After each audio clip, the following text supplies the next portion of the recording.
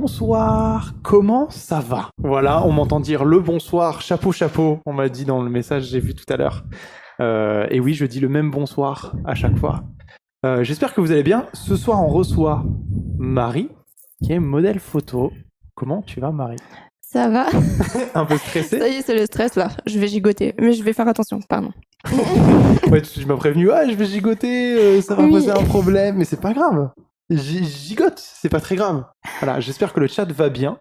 J'espère que vous allez bien. J'espère que vous avez passé un bon mercredi. Un bon début de semaine en général. Je vous ai souhaité un mauvais mardi, ça serait terrible de dire ça. Pourquoi t'as souhaité un mauvais mardi? Non, j'ai pas souhaité, c'était un exemple pour une blague. Ah. J'ai répondu très vite en genre, je me fais accuser. On entend beaucoup les souffles. Merci Epic Bass Guy qui nous soum le son. On a Margot à la technique ce soir qui va s'occuper du multicam. Et c'est sa première fois avec le nouveau matériel son. Voilà, soyez indulgents et n'hésitez pas à dire s'il y a des problèmes au niveau du son. Marie, comment tu vas déjà? Ça va. T'as déjà bu tout oui, le thé? mais parce que tu sais pourquoi. Voilà. Elle a peur de la culture du slurp. Elle a peur qu'on entende le slurp. Je déteste ça. Mais c'est pas toi qui l'entends du coup. T'as eu très peur. Tu mets la pression. Moi, on m'entend respirer. J'arrête de respirer, promis. Attends. Tu peux vraiment le plier. C'est bon là? Ok. Parfait. Parfait. Parfait. Donc, la culture du slurp. Oui, non, c'est détestable. Je vais avoir peur à chaque fois que je vais boire du coup maintenant. Donc, j'ai voulu t'inviter parce que Oui. t'es modèle photo, Oui. mais tu fais plein d'autres choses à côté. Oui. Et globalement, on peut dire que tu fais la culture du corps. Ouais. En général. Ouais, on peut dire ça, ouais. Après, tu fais d'autres trucs aussi à côté, mais c'est pas ce qui te définit non plus en tant qu'individu. Mais... Non, mais la culture du corps, c'est bien dit. Ok. J'avais pas pensé à ça. Je grave. vais y réfléchir. Peut-être un titre qui aurait peut-être la culture du corps. La culture du corps. El culturo del coro en espagnol. Ouais, je suis pas sûre. Mais... C'est exactement comme ça qu'on dit. Donc voilà. Globalement, comment ça t'est venu? C'est quoi le premier lien que tu as eu avec le fait de faire des photos soit de nu, soit suggérées, soit tout ça? Pour la photo de nu, plus ou que la pour la culture photo du corps normale. en général, en fait, genre. Enfin, la photo normale. En fait, ton rapport au corps globalement. Le nu, c'est venu assez tard, finalement. Je crois les toutes premières photos de nu que j'ai faites, c'est en 2017. Ok. Et j'ai commencé vite fait la photo, enfin j'ai eu quelques occasions. Peut-être 3-4 ans avant 2017, tu vois. Photo-portrait classique. Photo-portrait classique, ouais. Ok. Le nu, comment c'est venu? C'est un peu difficile à expliquer, c'est pas... C'était plus une expérience perso, à la base. Ouais. Alors, juste me dire, est-ce que je suis capable de le faire? Tu vois?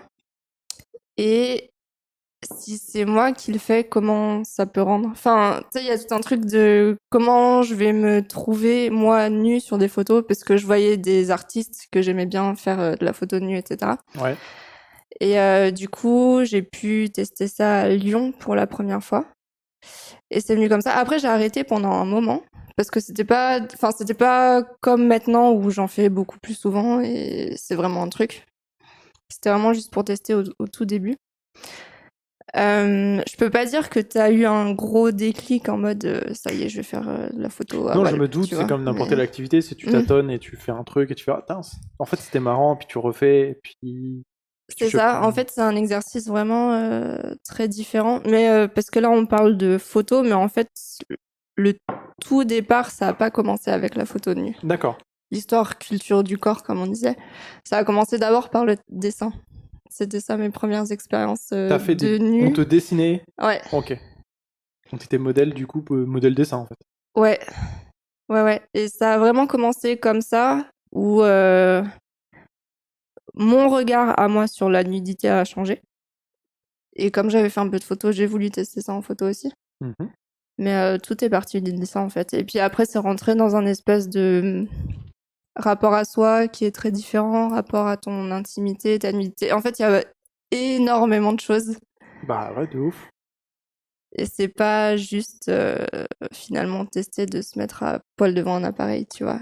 Non, il y a plein d'autres choses. Et justement, j'avoue que ma question, elle est assez ouverte. Et du coup, je suis désolé parce que je te renvoie un pavé. Mais c'était en fait parce que moi, premier degré, je suis méga pudique. Ouais. Et du coup, le rapport, moi, à mon corps, sans être un truc de je m'aime pas ou quoi, hein, c'est même pas ce rapport-là, c'est que à la plage, c'est chiant. Déjà, de moi être torse nu à la plage, ça me saoule.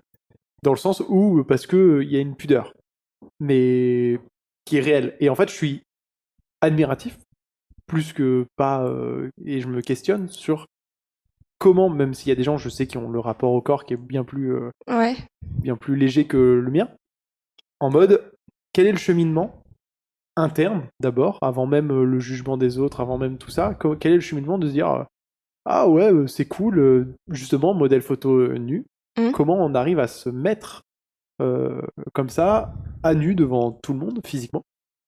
Et parce qu'il y a plein de questions que je trouve folles sur différents rapports.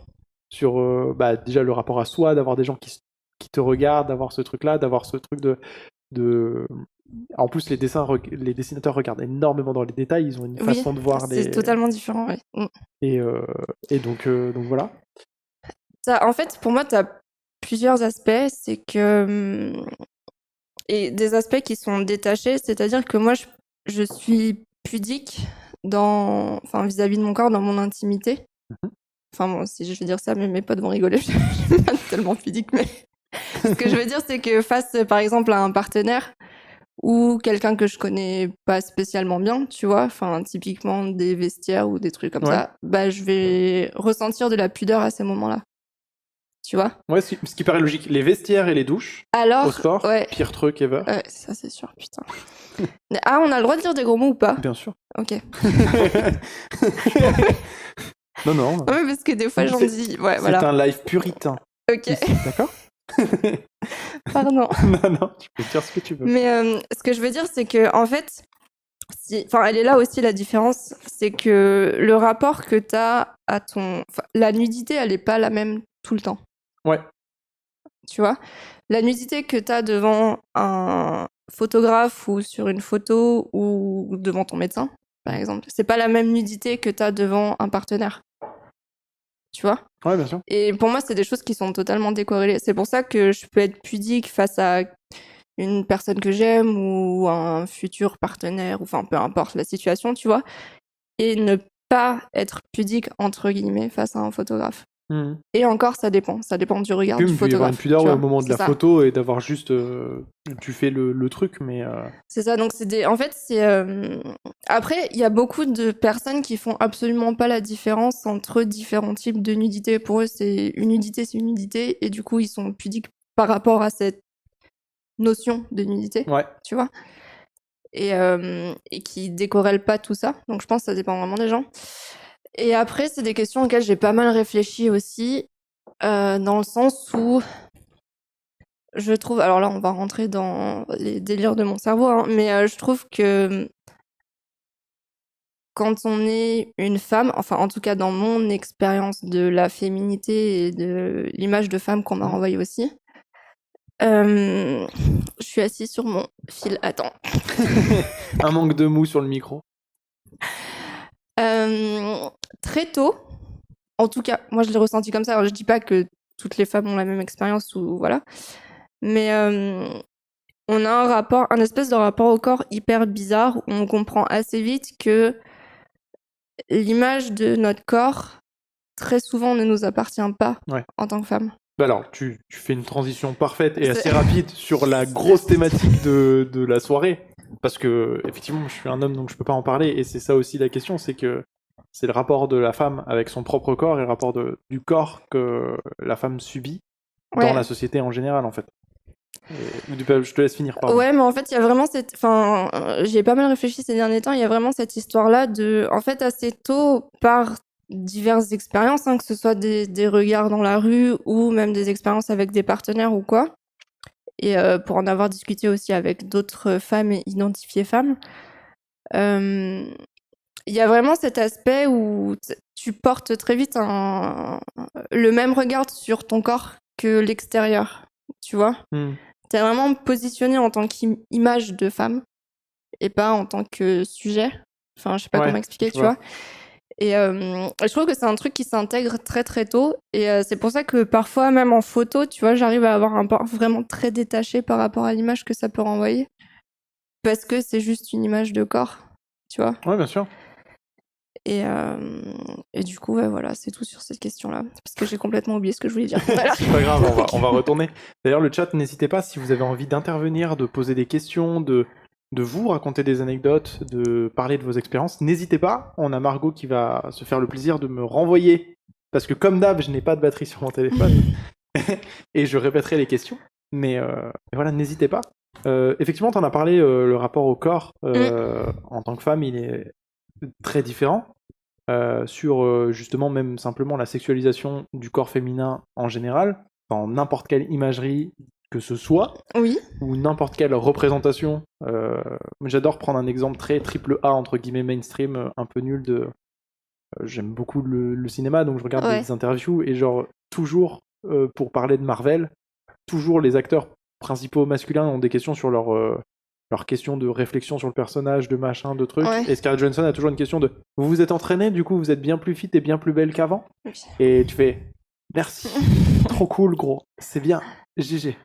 Ouais, non, mais ça m'étonne pas. Et comment toi t'as vécu ce rapport-là avec du coup comment sans parler même du fait d'être modèle photo, d'être juste femme, comment tu vis ce truc de sociétalement en fait la sexualisation d'un individu ou du genre en fait en général, que ce soit période de l'adolescence, fac, un peu plus adulte et tout ça.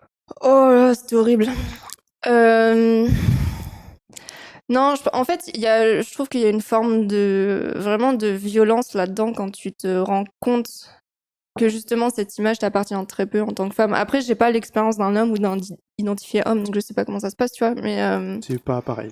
Mais C'est beaucoup plus chill, hein, disons-le. mais c'est très, comment dire, intrusif. Ouais. Tu vois. Et alors, à force, enfin, c'est horrible de dire ça, hein, à force, tu t'habitues ou enfin, tu fais avec. Mais je pense que que tu sois femme ou une autre personne que physiquement on peut catégoriser, t'as toujours ce problème d'une image que renvoie ton corps et qui t'appartient pas, qui appartient à un regard extérieur. Tu vois. Et quand. Bah, tu vois, je peux raconter ça, mais typiquement, les premières photos de nu que j'ai faites, c'était des photos qui n'avaient pas spécialement vocation à être diffusées tout de suite, en tout cas, pas comme ça sur mon Instagram, ou, tu vois, pas vraiment public, entre guillemets. Et il y a des personnes, à l'époque j'étais en école d'ingénieur, et il y a des personnes de mon école d'ingénieur qui ont vu ces photos sur le site du photographe. Ouais. Et qui les ont diffusées.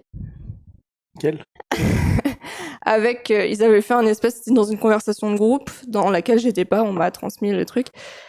Ils ont diffusé la photo nue avec à côté ma photo de profil Facebook, tu vois. En mode, on est sûr que c'est elle. On identifie, c'est elle, on pointe bien du toi. doigt et on fait voilà. Voilà, Okay. et en fait, c'est vraiment à ce moment-là que j'ai compris. Enfin, tu sais toujours que quand tu fais ça, t'as une forme de conséquence à assumer derrière. Et j'assume le fait d'être nue, que c'est mon corps, machin, etc. Et en fait, c'est vraiment là que, justement, on parlait de pudeur, où tu vois qu'il y a vraiment une décorrélation entre toi, comment t'as vécu ce moment, et comment toi, t'as perçu ces photos, et ce que les gens en ont fait. Ouais, bien sûr, mais c'est même typiquement la culture un peu du boudoir. Donc le boudoir, c'est les photos de lingerie. Je vais pas aller un peu plus loin là-dessus, mais typiquement le boudoir que nous on connaît dans les photos un peu Facebook, Insta, qui sont là depuis 20 ans, ça vient à la base de la base, et j'ai pas vraiment toutes les notions, mais je sais qu'il y a eu une période où Tom Ford, qui est un photographe et un mec qui faisait de la mode, qui faisait des photos avec Kate Moss, et Kate Moss a vraiment renouvelé en fait le modèle photo de l'identité de la femme qui s'assume sur sa sexualité, sur sa féminité, et qui était un peu le porn soft, même pas, enfin vraiment, il y a même pas de nom. Je pense qu'en fait, en termes manga, ce serait un ecchi, tu vois. Ouais, en fait, okay. Donc ecchi, c'est les mangas qui sont un peu type. C'est suggestif. Ouais, suggestif, mais on montre rien. Ça serait un peu ce truc-là, qui est un peu émergence des années 90-2000. Et c'est un peu ce qui a découlé en termes de photos qu'on retrouve dans les Facebook et les Insta depuis 2007. Du coup, maintenant, et qui ont évolué petit à petit. Et donc, il y a de toute façon une vision là-dessus. Et il y a d'un côté la vision artistique, que ce soit de la part des photographes ou des modèles, qui sont en mode, c'est un travail, c'est un échange avec les personnes. Et il y a le modèle public de, on connaît l'imagerie, ça commence à vieillir, mais de Kate Moss à l'ancienne, qui était vue comme étant un peu... En vrai, Kate Moss, on pourrait dire, c'est la Miley Cyrus des années 90. J'ai pas d'autre définition possible en mode, c'était la mannequin un peu qui, dans la tête des gens qui faisaient des trucs un peu trash, qui faisaient des trucs sexy, qui étaient sulfureuses, tous les mots un peu nuls de pulpeuse, tous les mots nuls comme ça, tout ça à l'appel. Et comment tu fais, toi, pour gérer ce... Justement, t'en as parlé de la vision que t'as eue très maintenant, très plate, en fait, au final, et très, très premier degré des photos, alors que c'est du boudoir, c'est de la photo modèle, c'est de la photo portrait, il y a de la photo artistique, même des photos avec de la retouche. Il y a une des dernières où il y a eu du dessin dessus, sur une de tes dernières photos qui a été faite, donc il y a plein de formes possibles de représenter le nu. Comment tu fais face sur les réseaux, notamment parce que on le sait, tu reçois des DM horribles et nuls et chiants, et on en a parlé en off. Non, tout le monde est gentil. Tout le monde il est méga bienveillant. Oui. Comment tu fais face à ça, et comment aussi dans la vie de tous les jours tu poses la graine et t'éduques les gens? C'est deux questions en même temps, très compliquées. T'éduques les gens, entre guillemets, Est-ce que tu poses la graine déjà auprès de personnes, tu vois, sur ça? C'est une question longue à elle toute seule, mais... Alors déjà, donc première question, comment tu gères, en gros, ce qu'en font les gens finalement, c'est ça. Si tu veux faire ça sur le long terme, entre guillemets, et de façon exposée, t'as malheureusement pas le choix. Je pense. Après, il y a certainement d'autres modèles qui voient les choses différemment, mais pour moi, t'as pas le choix d'accepter que ça va se passer comme ça. Ouais, t'es obligé de te tanker dans un truc. C'est ça. En gros, pas trouver ça normal, c'est pas normal, et c'est chiant, et c'est désagréable, etc. Mais tu peux difficilement bien vivre le fait de faire ce genre de photos si tu peux pas justement tanker ce genre de réaction, parce que t'en auras tout le temps. Mais c'est quand même fou de te dire qu'il faut, dans tous les cas, parce qu'on a envie de faire un métier, de devoir se tanker émotionnellement, physiquement, aussi sur tous ces trucs-là, face à une restriction d'esprit, quoi. En fait, je pense aussi qu'il faut, quand je te parlais de décorrélation, il y a aussi ça, c'est que tu peux, comment dire, il faut en tout cas être capable de comprendre que ce que les gens vont dire sur ton travail, sur ton physique, sur les raisons pour lesquelles tu fais ça, quand tu poses pour du nu ou du porn, ou voilà, n'ont rien à voir avec ce que t'es et ce que tu cherches à produire. Quand je parle de réactions négatives, après il y a des réactions négatives qui sont constructives sur un travail photographique, sur une pose, machin. On parle pas de ça, là, on parle des charros. Oui, clairement. Voilà. Ou des personnes qui vont être extrêmement jugeantes, enfin voilà. Mais si t'es encore très sensible parce que t'es pas spécialement sûr de ce que tu fais, ou que tu le fais pour une reprise de confiance en soi, il y a beaucoup de femmes qui posent nues pour reprendre confiance en elles, et voilà, et ça fait partie des raisons aussi. Ça peut être compliqué parce que tu vas devoir faire face à ces réactions à un moment donné. Enfin, j'espère pas pour toutes les personnes qui le feront à l'avenir, mais à un moment donné, t'as le risque de tomber sur ce type de réaction quand c'est public ou quand c'est publié. Parce que tu peux le faire aussi juste pour toi sans publier, quoi.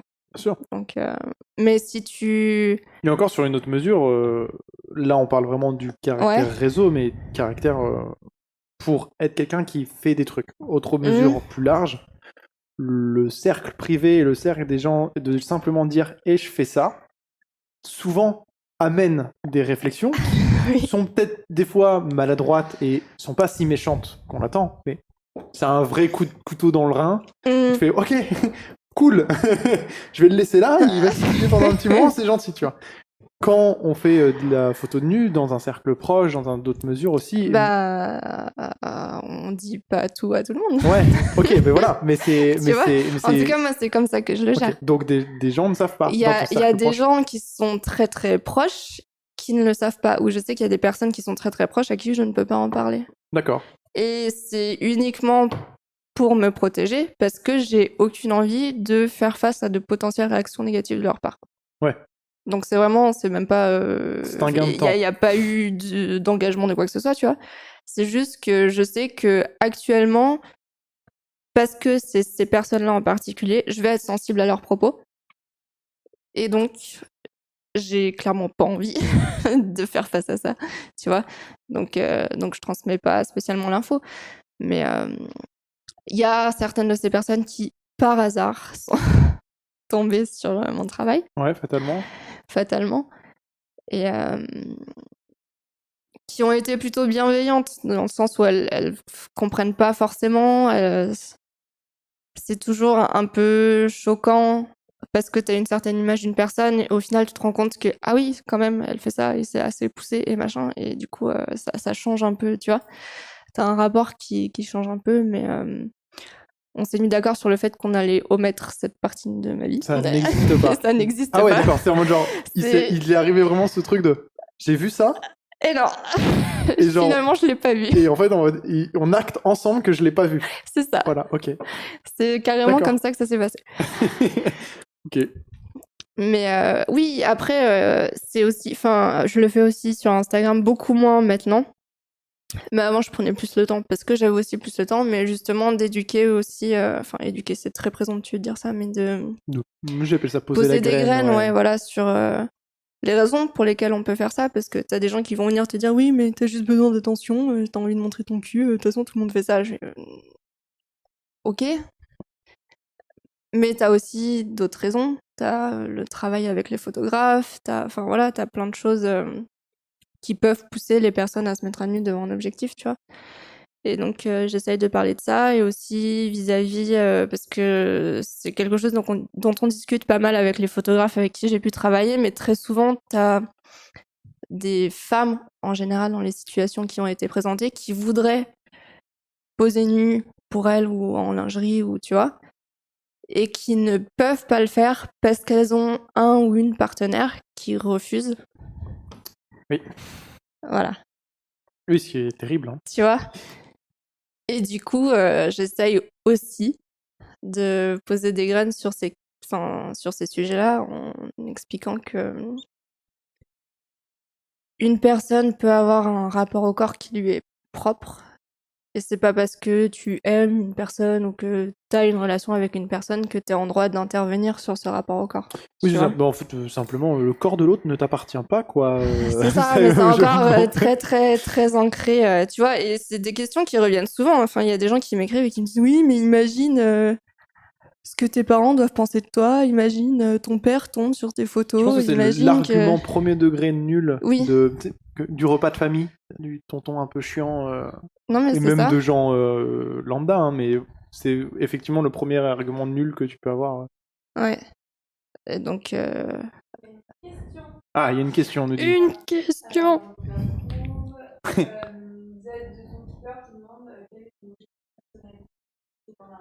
À quel niveau? Ça peut aller très loin. Bah, au niveau dans la vie de tous les jours. C'est quoi ton but Quel maintenant est là le but Shonen. Ah, mon objectif en photo, c'est ça la question? Je pense. Est-ce que t'as... Est-ce que tu es dans un objectif de professionnalisation de ce secteur? Sachant que c'est vrai qu'on en a un peu parlé, mais tu es déjà professionnalisé, pas à plein temps, mais pas à plein temps, mais oui, oui. En fait, pour moi, alors, on va définir ensemble et tu me diras si c'est pas juste, mais étant dans le truc aussi vidéo, photo, théâtre un peu depuis longtemps, pour moi, à partir du moment où tu y octroies du temps, de l'énergie, que ça te plaît, c'est professionnalisant. C'est pas parce que tu ne touches pas de salaire. Ok, et donc que on tu est ne d'accord payes pas sur de le fait loyer, que ça paye pas. Ouais. Parce qu'on le sait. Non, mais voilà, que tu ne payes pas ton loyer là-dessus. Okay. D'accord. Mais par contre, est-ce qu'il y a un objectif de professionnalisation et de modèle économique, aussi gros soit-il ou petit soit-il, vis-à-vis de la photo? Alors, ma première réponse serait non. dans le sens où j'ai un travail à côté qui me plaît, machin, etc. Et ça, c'est un objectif professionnel plus grand, tu vois. Mais je veux me perfectionner et je veux toucher à plein d'autres choses et je veux continuer à progresser là-dedans, quoi qu'il arrive. Et oui, il y a certaines fois où ce que je fais en photo, c'est clairement de la prestation. Ouais. Et du coup, c'est rémunéré en tant que tel. Après... Ah, pardon. Quelqu'un qui passe, qui fait coucou. Après, mon objectif, en réalité, c'est vraiment juste de toucher à un maximum de choses parce qu'en fait, plus tu fais des photos et tu travailles avec des gens différents, tu finis par... Enfin, moi, en tout cas, j'ai fini par toucher à d'autres médias comme la vidéo. Et du coup, c'est un domaine que je connais absolument pas. Et donc, j'ai vraiment envie d'explorer ça aussi. Et voilà, et ça t'amène à tout un tas d'autres projets, de la peinture, du dessin. J'ai vu que t'avais joué dans un clip. Ouais. J'ai bien bossé, hein. Ouais. D'une reprise de Avril Lavigne. Oui, avec Ça m'a ramené Mej. en 2002. Ouais. Ouais. Et bah, c'est Mej. Et bah, d'ailleurs, on vient de croiser Sylvain, il me semble. Donc, tous les deux avec une troisième personne, Maya, qui ont monté leur boîte là, de production vidéo, machin. Et ils font... Donc, il s'appelle Astragal. Je fais de la pub et tout. Ok, bah s'il y a un lien Instagram ou Oui, ils ont un YouTube et tout Instagram. ça, si les modos peuvent l'envoyer, merci beaucoup. Et donc, Mej et Sylvain font de la musique. Et elle voulait faire un clip avec un petit peu plus de storytelling, je sais pas comment on dit, j'ai pas du tout les termes, donc je pense que je vais dire n'importe quoi. Mais en gros, voilà, quelque chose d'un peu plus monté, voilà. Et donc, elle m'a proposé, j'étais très contente. J'étais très stressée, très contente, parce que j'ai jamais fait ça. Mais ouais, c'était trop bien, c'était une super expérience, parce que c'est totalement différent, en fait. Tu vois comment ça se passe un tournage, comment tu programmes tes scènes, machin. Tourner plein de fois les mêmes trucs et tout, c'est trop cool. Ah, c'est un autre Ouais. métier. Hein. Et c'est autre complètement différent, parce qu'en photo, j'ai beaucoup plus l'habitude d'être statique, tu vois. Et là, puis c'est sur le vraiment modèle dessin aussi, c'est vraiment- ça. Ouais, bah là, ouais. On est dans le statique. Mais ouais, du coup, j'ai adoré. C'est à travers eux hein, que j'ai découvert la vidéo. Et j'aimerais beaucoup continuer à bosser avec eux de ce côté-là. Et ouais, non, super expérience. Mais du coup, ouais, voilà, c'est ça en fait l'objectif. C'est rencontrer d'autres personnes qui ont chacun leur propre univers, voir ce qu'on peut s'apporter chacun, monter des projets, même des trucs qui donnent rien, tu vois, c'est pas grave, mais Ouais. juste rester dans la. En fait, j'ai dans la l'impression créa. que on se connaît pas. On s'est vu vraiment une fois, on a bu un café avant et on a discuté Oui, vite fait sur Insta. Et là, maintenant, on discute en live parce que c'est le c'est concept même vrai. de l'émission. Mais j'ai l'impression, et tu me dis si j'ai faux, que Faux. c'est pas, c'est pas le sens réseautage du premier degré que c'est, parce que j'aime pas ce mot réseautage, Ouais. mais c'est le réseau d'échange en fait. En fait, c'est la rencontre d'humains, dire ah vous faites ça, c'est cool.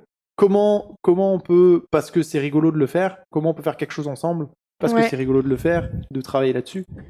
Un très bon exemple de ça, c'est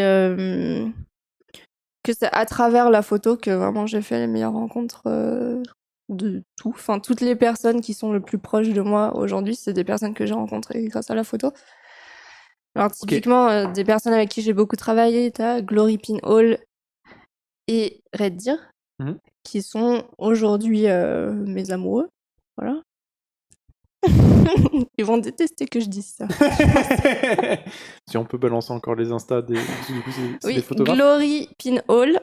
Je crois que Stila Tossap suit Laurie. Donc elle a déjà. Pardon. Mais Et Red Deer. Ouais, et j'ai énormément travaillé avec eux et je peux dire clairement que au niveau du boudoir en tout cas et du nu, c'est eux qui m'ont vraiment mise en confiance. On a exploré plein de trucs, ils m'ont énormément appris parce qu'ils avaient déjà dirigé des modèles, ça fait un moment qu'ils font de la photo et tout. Et je pense que c'est vraiment en commençant à travailler avec eux parce que j'avais fait beaucoup de photos avant avec iPit. photographique et un photographe sur Grenoble.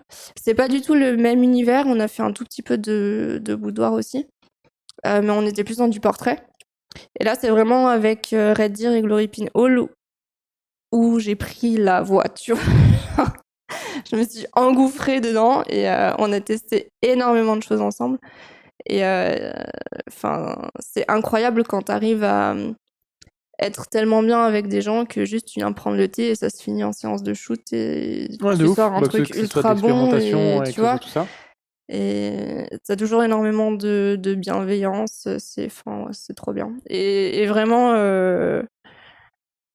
c'est le type de personne que j'ai envie de continuer à rencontrer et d'avoir dans ma vie, tu vois. Je sais pas, je trouve ça incroyable que par la création, tu rencontres des gens qui finissent par être des vrais amis. Je les aime trop. Je vais répéter oui, Marco.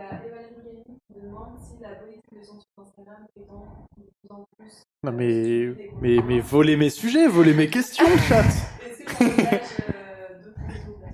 Donc voilà, donc on allait y venir. Effectivement, là, on part du coq à l'âne et machin, parce qu'on est dans le rapport avec les photographes, et plus que ça, mais on y reviendra après. Il y a une question dans le chat qui est, effectivement, tu diffuses majoritairement sur Instagram. Il y a Mime aussi, j'ai vu. Oui.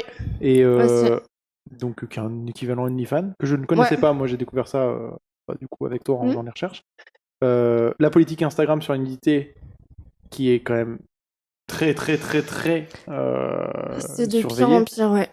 Et on a même déjà, pour expliquer des gens qui ne connaissent pas ça sans parler de photos de nu, il y a des tatoueurs qui se font supprimer des photos alors que on montre des tatous. Donc le concept même d'un tatou, c'est que ce soit sur un corps. Donc voilà. Donc pour vous expliquer à quel niveau on en est, toi tu fais face énormément à des strikes. Ouais. Donc t'es shadowban en ce moment parce que tu t'es fait strike. Je sais même pas si je suis shadowban. J'ai perdu énormément en visibilité. Je me suis déjà fait shadowban pendant des semaines et des semaines au tout début. Mais c'était parce que j'avais des vagues de signalements de personnes à qui je répondais pas, de rageux, de machin. En fait, c'est ça, il y a un mélange de ça, en fait. Il y a un mélange de strike Insta de base et un mélange de signalements qui fait que tu te fais plus strike. C'est ça. D'accord. Les deux. Super. Les combos. On est là. Et du coup, effectivement, est-ce que tu réfléchis à une autre plateforme? J'y réfléchis. Mais en fait, typiquement, le mime, je l'utilise, mais pas pour de la photo faite avec des photographes. C'est vraiment de l'exploration d'autoportraits de cul, globalement, mais c'est de l'exploration perso. Et je voulais que mon mime soit consacré à ça. D'accord. Et je sais pas, en fait, le truc avec Mime, c'est que moi, j'aime bien quand les gens produisent un travail et que c'est un travail qui va générer une somme d'argent, que tout soit vraiment partagé, enfin, que ce soit bien fait. Ouais. Tu vois, parce que, pour en avoir discuté déjà avec des photographes qui sont un petit peu contre Mime, etc., parce qu'ils ont eu des mauvaises expériences, t'as des modèles qui vont poster leurs photos, se faire de l'argent avec leurs photos. Enfin, voilà, tu vois, et je veux pas rentrer dans ce genre de rapport compliqué monétaire avec les gens avec qui je travaille, d'autant plus que c'est en général des très bons amis à moi, même s'il y en a qui seraient d'accord pour que ce soit posté sur ces réseaux. Donc je sais pas, je réfléchis à continuer à utiliser mon Instagram comme vitrine entre guillemets et poster éventuellement les séries nues sur un site internet. Je sais pas. En vrai, je sais pas quoi faire. Parce qu'Instagram, ça reste un réseau facile à gérer. Moi, j'aime bien le format, c'est sympa, on est bien. Tu vois. Ouais, en fait, c'est ça le truc, c'est que je trouve que même moi, en termes d'utilisateur, Instagram, c'est vraiment, on a l'Insta qu'on veut avoir en comparaison de Facebook ou d'autres réseaux sociaux.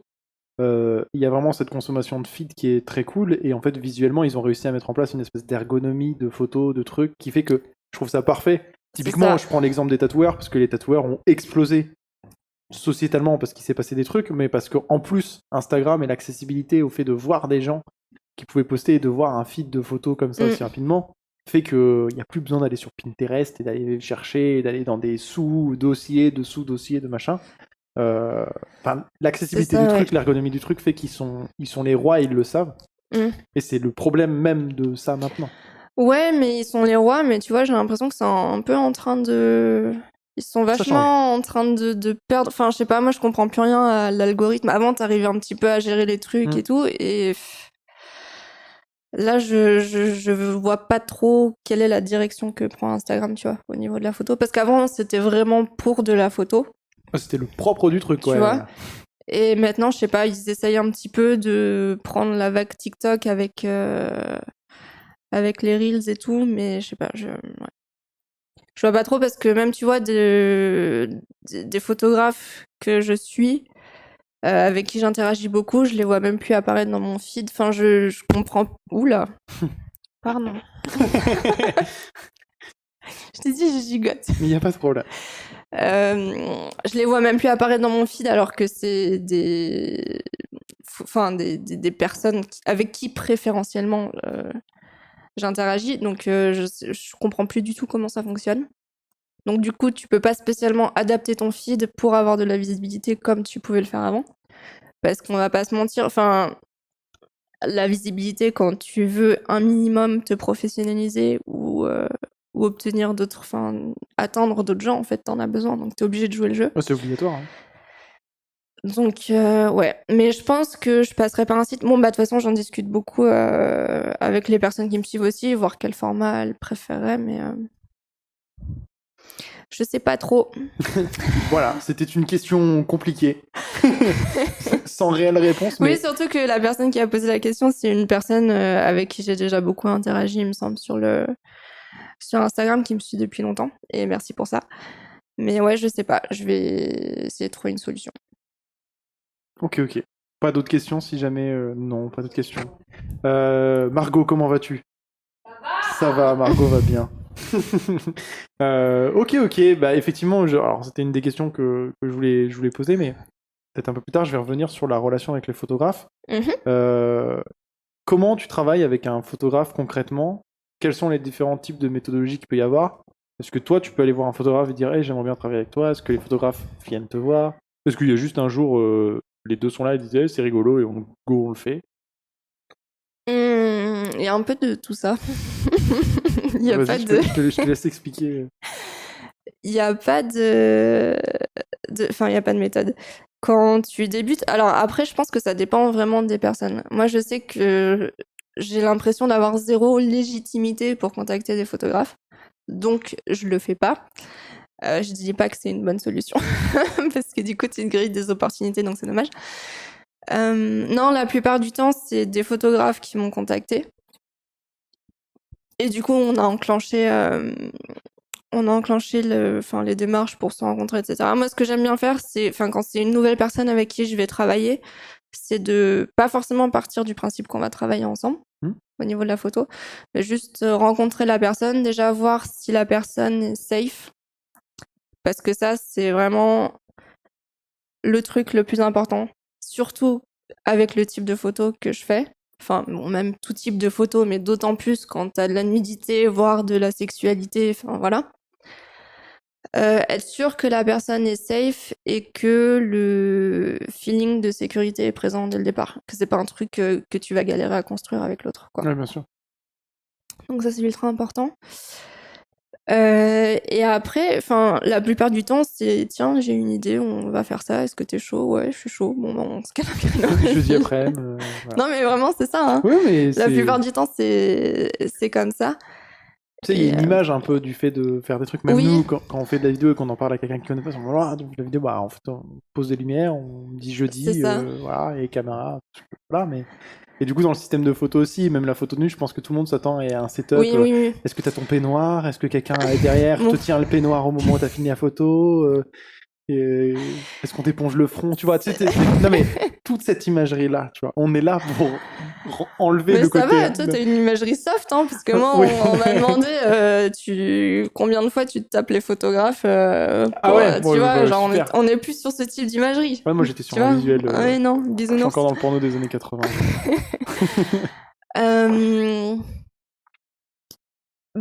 Encore une fois, ça dépend quand c'est des photographes... typiquement, quand je vais chez Glory Pinhole, je voudrais te dire, c'est au bout de 4 minutes, je suis en slip et puis on teste un truc, tu vois. Et pareil avec Sen Benito, qui est une personne avec qui j'ai fait des photos plus cyber et qui est devenue aussi un ami très proche. Pour le coup, on est plus du genre à s'organiser des grosses sessions où on va se dire on va louer une chambre d'hôtel, on va faire ça, ça, ça. Ouais. Et on prévoit un peu plus, tu vois, au niveau du setup et tout. Ça dépend vraiment des types de projets, en fait. Et après, des photographes que je connais pas forcément, ben, il y a eu... Quand c'est de la prestation, ça peut être vraiment très, très prestation, ça. C'est, j'arrive, je mets une tenue, on fait le shoot. La Et puis consommation. voilà, ouais, c'est vraiment ça. Mm. Donc ouais, ça dépend. Après, faut pas hésiter en tant que modèle à poser aussi ses conditions. Si les photographes, quand tu fais du boudoir ou du nu en général, ils font attention. Mais en disant, bah, t'as une salle pour te changer si tu veux, ou je me retourne, ou machin, en fonction du contexte. Mais faut pas hésiter à poser ton fonctionnement en disant, bah voilà, moi je veux me changer à tel moment, ou je préfère poser le setup avec toi, on choisit les tenues ensemble, ou c'est moi qui choisis les tenues, enfin, tu vois. Tu t'adaptes à la personne avec qui tu travailles, en fait. Oui, bien sûr. Mais après, comme je te disais, dans la photo de boudoir ou de nuit, t'as toujours aussi cette image de l'interaction que tu vas avoir avec le photographe. Bah oui, c'est ça. En fait, déjà, on le sous-entend, mais tu as travaillé beaucoup avec des photographes hommes, du coup. Oui. Parce que en termes de stats, je crois que bêtement, ou dans les gens qui font de la photo de boudoir, il y a beaucoup de photographes hommes. Ouais. Et du coup, il y a cette relation-là. En fait, il y a le jugement sur la... Je parle global qu'on peut se faire. Il y a une hiérarchie. Il y a énormément d'expériences avec des photographes terribles. Oui. Aussi qui font qu'il y a ces imageries-là qui existent. Mais d'une hiérarchie entre la modèle et le photographe, que ce soit en termes du produit de la photo lui-même, Ouais. et que ce soit même en termes relationnels, comme je l'ai dit bêtement en fait en disant prestation dans le sens travail, on consomme le travail, mais il y a aussi un format de consommer l'individu en fait qui est en face de soi. Ouais. Encore une fois, je pense que c'est vraiment une question de feeling. Les photographes qui vont travailler comme ça avec un aspect très hiérarchique, t'es là pour poser comme je t'ai demandé de poser et c'est tout. Et t'es un modèle interchangeable avec d'autres modèles. Il y a des photographes qui travaillent comme ça. C'est un truc que tu ressens. Enfin, je pense que tu le sens très vite. Je pense que tu vois. Après, le risque, c'est quand t'as pas du tout d'expérience. Moi, j'ai eu la chance de tomber sur des personnes qui étaient ultra bienveillantes, comme je le disais tout à l'heure, mais tu as ce risque quand tu débutes, d'autant plus que très souvent c'est aux photographes à aller chercher les modèles, etc., de tomber sur des photographes qui vont te mettre dans une position d'apprentissage, mais de consommation aussi. Et du coup, de sombrer un petit peu dans ce rapport-là. Donc ça, faut faire gaffe à ça. C'est pas parce que t'as pas du tout d'expérience que t'as pas de place à prendre. Que t'as pas de place à prendre et que t'as pas de limite à poser. Je suis tombée sur très peu de photographes qui fonctionnaient comme ça, mais parce que t'as aussi au feeling, donc je fais le tri aussi au feeling, tu vois. Mais en général, j'ai pas trop ressenti. Tu vois, même les personnes avec qui j'ai débuté en photo, ben, on restait dans un rapport d'apprentissage, mais ultra bienveillant. Enfin, comme je te disais, Glory et Redzir, ils m'ont énormément appris, mais il n'y a jamais eu cette relation de hiérarchie entre nous. Même San Benito qui m'a fait découvrir le monde du cyber. J'avais vraiment zéro expérience là-dedans. C'est quoi du coup le monde du cyber? Si on peut... Toute l'esthétique cyberpunk, jeux vidéo, etc. Qui est un monde qui m'était pas familier. Bah voilà, on reste dans un rapport hyper bienveillant où t'as la personne, c'est un petit peu pour le coup, lui, c'est beaucoup son univers. Mais et pareil pour le boudoir avec Redzir et Glory, mais où ils savent que t'as pas d'expérience, mais ils ont envie de t'apporter eux leur expérience, de te donner aussi des clés pour fonctionner avec d'autres personnes. Un accompagnement. Et du coup, t'as cet accompagnement qui se fait, quoi. Donc, je pense après que j'ai eu la chance, je me considère toujours chanceuse, d'avoir rencontré ces personnes-là, mais faut faire confiance à son instinct quand tu rencontres quelqu'un. Et si t'as l'impression qu'avec un photographe, ça m'est déjà arrivé, juste au feeling de me dire, je pense que ça passera pas. Et par sécurité, j'irai pas. tu vois. Parce que justement, t'as une forme de hiérarchie où tu vois à travers leur travail que le regard qu'ils portent sur un corps féminin, c'est pas forcément le regard que t'as envie qu'on ait. Ouais, donc voilà, ça dépend vraiment des personnes, mais faut Oui, pas parce que hésiter à je te poser coupe, ses pardon, parce que limites. pour Ouais. définir réellement aussi ce que c'est que du coup, des photographes voient un corps comme un objet esthétique. Et même Ouais, il y a presque, ça il y en a aussi. beaucoup aussi qui le déshumanisent et qui. Moi, je sais que j'ai fait un tout petit peu de photos à mon échelle et vraiment nul. Non, Et ça c'est m'est pas arrivé nul. ça m'est arrivé de faire des modèles avec des modèles du coup Mm. féminins. Il y a eu la question de si Margot passait. J'ai dit non, instantanément. Impossible pour moi que ce soit Margot qui fasse de la photo. Pour le coup, moi, c'était pas du nu. Je peignais les gens. J'en faisais des Ouais. masques de visage et du coup, je prenais vraiment juste du buste. Donc, il n'y avait pas du nu. Il y avait un moment donné où il fallait être en soutien-gorge, mais il n'y avait pas du nu.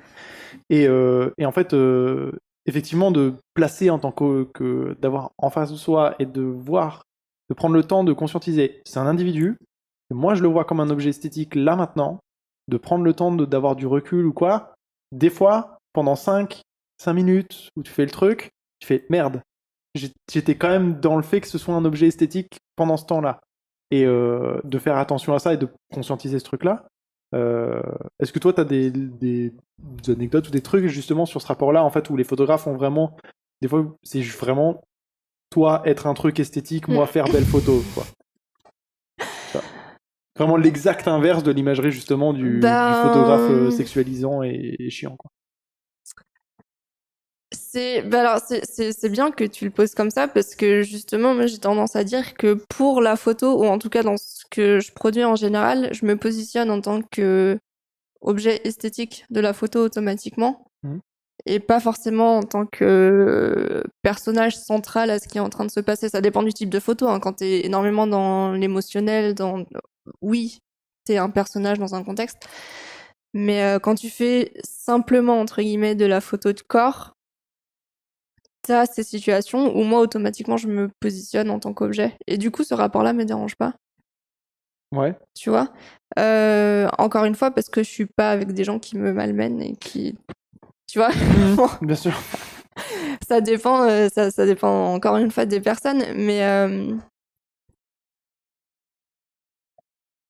si c'est bien fait, pour moi, c'est pas problématique. Enfin, je suppose que t'étais pas en train de peinturer comme ça les Non, non, gens, non, tu mais vois. non, mais Enfin, en fait même c'est sur un autre rapport, c'est la mise à l'échelle. En fait, c'est la mise à l'échelle, parce que pour faire la photo de corps ou ces choses-là, il y a pas mal de photos à toi qui sont pourrait presque s'apparenter à de la macro, c'est-à-dire qu'on peut oui, s'attendre. Il y a des trucs où bah il y a un bout de mollet, il y a un bout de genou, il y a un coude, il y a un sein et c'est tout. Et en fait, il y a que ça. Et dans ce macro-là, en fait, on est que l'objet esthétique, mais vraiment il y oui. a un truc qui est pris en photo et qui donne une autre perspective aussi de son corps Ouais. sur ce travail-là. Et du coup, des fois, quand tu t'attardes sur un modèle macro et que vraiment t'es proche de quelque chose, tu l'oublies.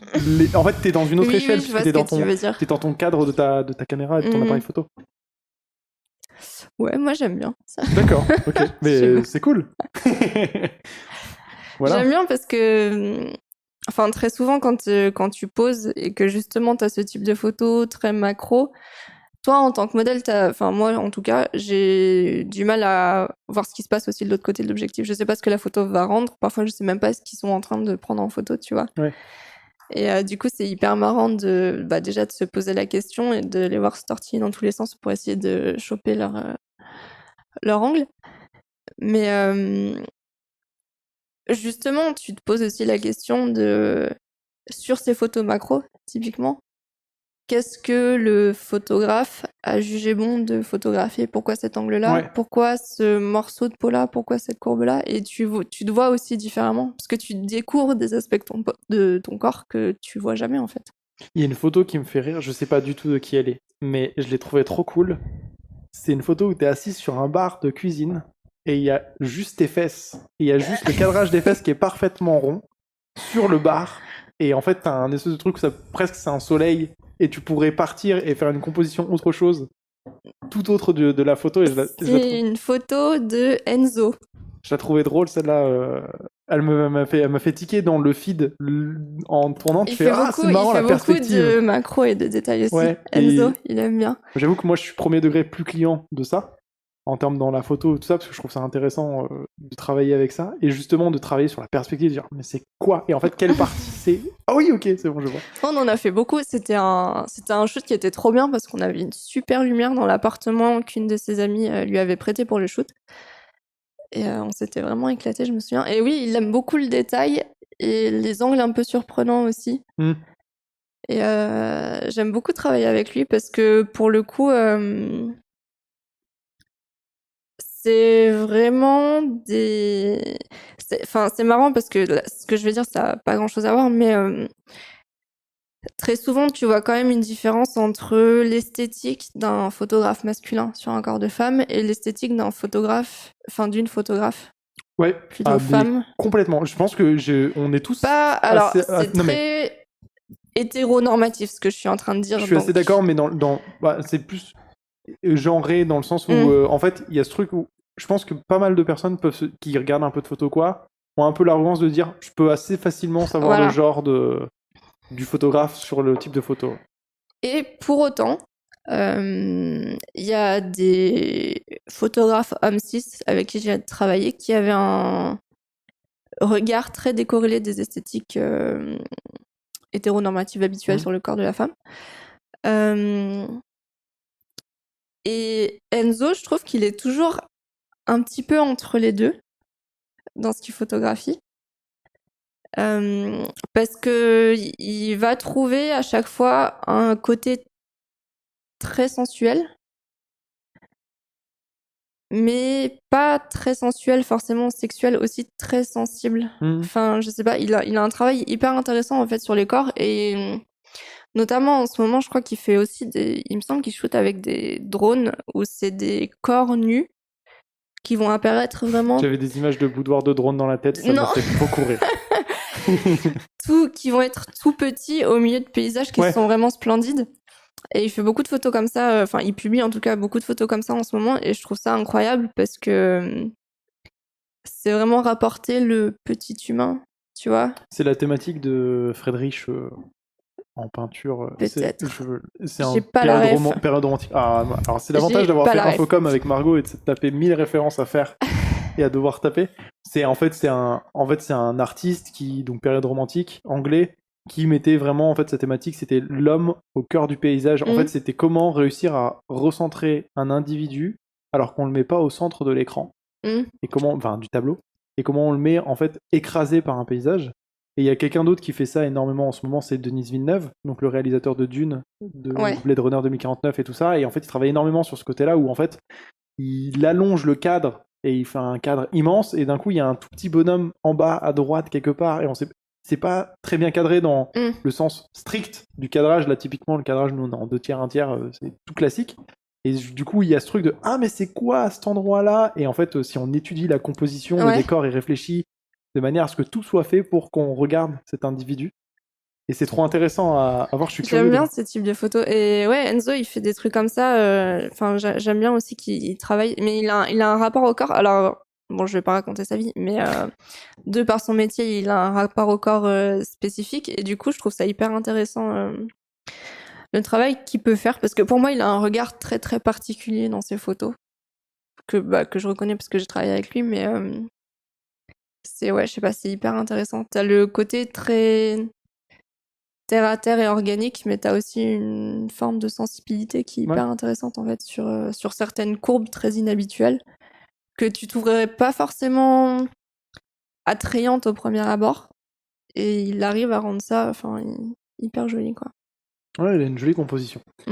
S'il y a le lien, merci beaucoup dans le chat, je ne sais pas. Il y est, mais ils sont trop forts, modérateur trop fort. Bah oui, style, trop forte. Question, j'ai une double question. Je sais pas laquelle je prends. J'ai 2 questions et je sais pas laquelle je prends. Je vais prendre celle-là. Je suis en sélectionnant sur mon film. Faut que j'arrête de mettre mon... Écoute, si tu as besoin de te remettre et de redéplacer les c'est bon. Tu fais aussi du modèle dessin. Tu es aussi modèle dessin et tu as commencé par ça, donc tu le disais. Comment ça se passe parce que tu travailles complètement différent que le modèle photo? Comment ça se passe? Quel est le rapport? Socialement, comment ça se passe au sein même du truc? Comment toi tu vois tout ça? Voilà. Est-ce que tu peux nous parler un peu de qu'est-ce que c'est d'être modèle dessin? C'est complètement différent et je crois en toute honnêteté que j'aime. Alors, je préfère produire des photos, mais je préfère le rapport au corps que j'ai en tant que modèle de dessin. D'accord. Pourquoi? Parce que, En 2 points, sur ce paperboard, juste ici. parce que en fait, comme tu le disais tout à l'heure, quand tu es modèle pour des dessinateurs ou des peintres, pour le coup, tu es réellement dans la position d'objet inerte. Tu vois? Tu peux- Je le vois vraiment comme ça. Alors, il y a certainement des gens qui pourront me contredire parce qu'ils ont une autre expérience, mais t'es juste posé là dans une certaine position fixe et t'as une personne qui te regarde sous tous les angles, mais tu vois qu'elle te regarde comme vraiment un objet à dessiner. Et du coup, t'es vraiment dans le rapport le plus brut. Enfin, pour moi, c'est vraiment le rapport le plus brut au corps. En fait, t'es juste simplement un corps en tant que corps organique, comme tu pourrais dessiner une plante, tu vois. Hmm. Et Oui, est-ce que t'es presque nature morte en fait, dans le sens. ouais, c'est ça, c'est ça. Et du coup, en tout cas, moi, ça m'a permis d'avoir un rapport au corps beaucoup plus bienveillant par rapport à moi-même. Parce que les dessinateurs, ils vont faire attention à des détails que toi, tu trouves horribles chez toi ou que, enfin, inutiles. Et à travers le dessin, ça rend les choses vraiment très différentes. Parce que c'est vraiment, enfin, c'est un dessin organique, c'est anatomique en fait. Et ouais, et moi, la première expérience que j'ai eue avec ça, c'est j'ai trouvé ça incroyable. Parce que je me suis dit, mais waouh, c'est fou. Genre, il a dessiné tout ça et ça, c'est mon corps et ça ressemble à ça dans la vraie vie, tu vois. C'est pas Mais mis. c'est lui, de son image, de C'est comment ça. il a vu ça, Et il l'a fait. auquel détail il a fait Ouais. attention, qu'est-ce que lui, il a trouvé beau, mais des détails nuls, genre un genou, tu vois. Mais non, mais des trucs cons. Mais. Et du coup, ouais, j'ai vraiment trouvé la démarche, en fait, incroyable. Après, au début, ça m'est quand même pas mal à l'aise. Je vais pas mentir. D'en avoir 8-9 comme ça autour.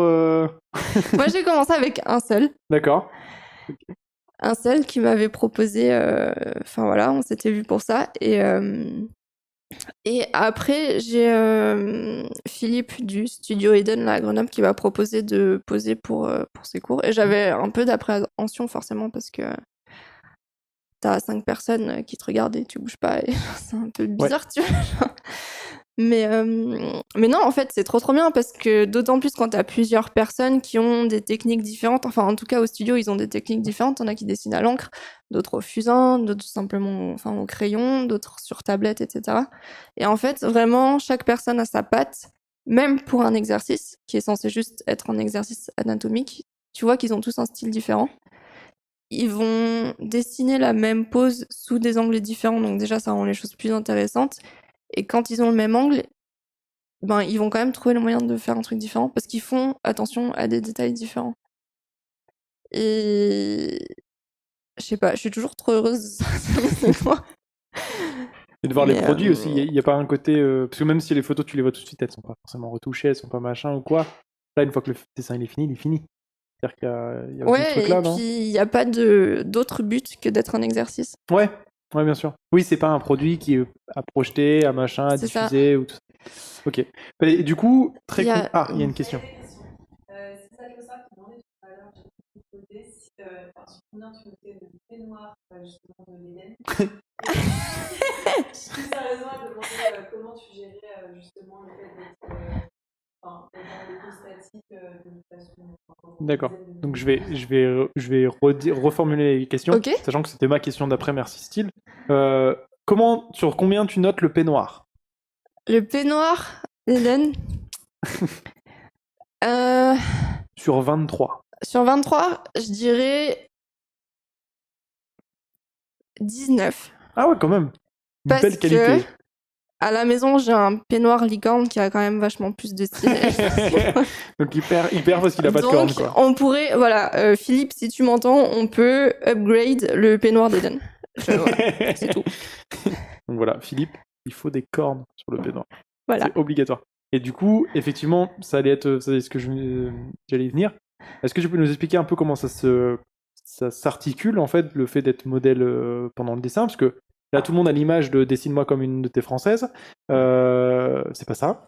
Donc, Pas trop. c'est pas vraiment ça. Donc, tu viens, tu te mets nu et tu reprends une position statique pendant Non, combien bah de temps? attends, je Tu viens, t'échauffes. je mange un biscuit, je discute. Il y a une culture biscuit. Attends, parce que alors, on va aller dans Non, il les y a des détails. bonbons au Quel studio type de Eden. biscuit? Et je pique toujours des bonbons. Des fois, il y a des madeleines, il y a des pommes-potes, je crois, parfois. Il achète toujours des biscuits différents, alors j'ai pas. Il est dans l'aventure. Ouais, Il est dans une aventure très sucrière. aventurier. Ok. Ouais. Très bien. Non, mais c'est quand les gens arrivent un peu en avance, tu peux prendre le temps de discuter. Alors moi, je suis timide, donc des fois, je discute pas trop, mais j'essaye de faire des efforts. Donc il y a la modèle là et Ouais. les dessinateurs là dans leur coin. Bah en gros, en tout cas, la configuration du studio, ils sont quand même assez proches de moi. Mais t'as la modèle au milieu, t'as une espèce soit d'une petite estrade, un tabouret, enfin les accessoires que tu prends pour faire des poses assises, debout, couché, voilà. La session, quand c'est des sessions longues, au studio en tout cas, comme c'est des personnes qui ont l'habitude de dessiner, etc., on fait plutôt, enfin de dessiner des modèles en tout cas, des poses assez courtes. Donc pour les plus longues, ça va être 10 minutes.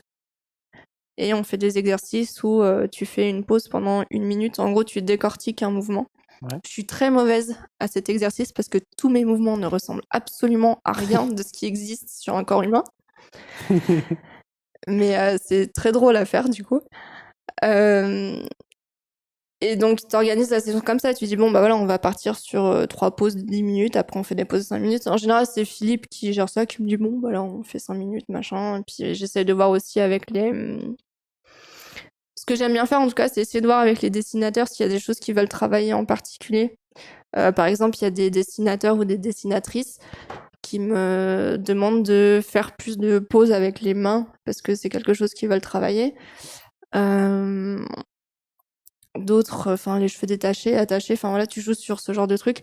J'essaye vraiment de montrer que je suis là pour eux et pour qu'ils travaillent ce qu'ils ont envie de travailler aussi. Parce que le but, c'est ça. Bien sûr. Et après, ben ouais, tu restes statique pendant 10 minutes. Donc là, ça va, la caméra, elle est pas tout le temps sur moi, donc on me voit pas trop gigoter. Je sais pas. Je suis toujours en train de brasser, donc c'est vraiment un énorme exercice de concentration pour moi. Parce que je sais que mon corps, il aime pas... Enfin, c'est pas qu'il aime pas, C'est mon qu'il corps. il C'est même sait pas moi, c'est faire. mon corps, il aime pas. Il sait pas rester statique. Mais d'ailleurs, c'est grâce à Glory Pinhole que je me suis entraînée à rester statique parce qu'elle fait du sténopé. Et le sténopé, c'est des pauses longues, c'est, je crois, 10 secondes. Faudrait lui redemander, c'est elle qui sait. Mais voilà, c'est des pauses de quelques secondes que en photo, t'as pas forcément l'habitude de faire. Je crois que tu poses autant que tu veux, hein, mais ça peut être jusqu'à du 30 secondes, tu vois, où tu dois pas bouger. Et je sais pas si vous voyez un petit peu le rendu du sténopé, mais c'est un rendu assez fantomatique. Ouais. Donc je vais pas tout vous expliquer parce que je vais dire des conneries, mais et du coup c'est des pauses longues, mais pour de la photo. Donc normalement, en général quand tu fais de la photo, c'est des poses que tu peux avoir dans la vraie vie, mais que tu peux tenir quelques secondes, tu vois, genre des poses un peu en mouvement ou bien t'es en tension, enfin tu vois. Et donc elle m'a beaucoup entraînée À faire le moins de mouvements possible. finalement à faire le moins de mouvements possible. Mais ouais, c'est compliqué. Après, ce qui est compliqué aussi, c'est que t'as toujours envie de faire un peu des poses un peu stylées et tout. Et en fait, Et en tu fait, tu arrives la tiens pas pas. parce que tu la tiens pas. Genre, ça m'est arrivé où ils m'ont retrouvée en PLS parce que j'étais en tension pendant 1 minute et j'en pouvais plus. J'avais mal partout. Mais t'as pas besoin de faire ça en fait. Mais c'était joli. Je pense que tout le monde s'attend à ce truc de prendre une position en faisant un poirier En fait, C'est moi, je ça. vais être en salto. Je vais être au moment où je fais un salto. C'est ça. Je bouge plus pendant 5 minutes. C'est ça que je Mais veux. en fait, ça apprend vachement aussi à connaître dans quel état est ton corps. Parce qu'il y a des moments, t'es fatigué, tu peux pas poser comme d'habitude. Enfin, c'est des choses qui se ressentent. Mhm. Et ouais, en fonction de ton mood, de ton état de fatigue, etc., ben, tu vas pas poser pareil, tu vas pas avoir envie de faire les mêmes poses. Et enfin, ça se voit vachement entre plusieurs sessions de dessin, parce qu'en général, c'est des gens qui reviennent régulièrement. Et donc, on peut voir telle session, ce que j'ai fait par rapport à aujourd'hui. Ouais. Et on voit que les journées où je suis crevée, où j'ai pas forcément envie, ça va être plutôt des poses recroquevillées, des trucs un peu cocooning. Et c'est marrant aussi de voir à quel point ton état d'esprit va vachement influencer comment tu vas te tenir. Donc, ouais, c'est très très cool. Ok. Et tu nous as dit la première fois qu'on s'est vu, Mhm. qu'on s'est rencontrés, que tu faisais aussi modèle dessin pour des tatoueurs en ce moment. Ça, c'est un projet qui est porté par Manon, qui travaille à Exodus. Alors, c'est un projet qui n'est pas ouvert à tous, c'est ouvert uniquement à des tatoueurs ou des gens choisis, Ouais. machin, voilà. Mais oui, elle a proposé ce projet-là et bah, tu as aussi Glory Pin Hall qui participe parce qu'elle se met aussi au dessin. D'accord. Et bah justement, c'est totalement différent parce que, comme on en a parlé, les personnes qui dessinent à ce moment-là, c'est des personnes qui ont plus le temps de travailler leur dessin et qui ont pas forcément l'habitude de dessiner du modèle vivant. Et du coup, la première session qu'on a faite, j'ai agi comme j'agis à une session normale de modèle de dessin, comme je fais au studio en fait. Et c'était très compliqué pour eux, apparemment. Et du coup, c'est hyper intéressant parce que tu vois que tu adaptes vraiment ton travail du coup aux personnes qui vont être là. Et donc là, je vais poser pour eux demain d'ailleurs. On a justement un projet que Glory Pin Hall a porté de nature morte et de faire des pauses très longues. Ouais. Parce qu'en fait, c'est leur fonctionnement à eux. Et comme je suis là pour que ça leur serve, on va faire ça, tu vois. Et ouais, c'est encore un rapport totalement différent. Parce que c'est un public qui est pas forcément dans le dessin de sujet, comme tu peux être en école d'art ou quoi, et que tu fais ce type d'exercice. Et encore une fois, c'est un rapport au corps différent. Ils sont ultra bienveillants aussi. Enfin, c'est trop bien parce que c'est toujours du modèle de dessin, mais les sessions sont totalement différentes de ce qui se passe au studio. Ouais, je me doute. Après, après, il y a le relationnel et les individus, forcément.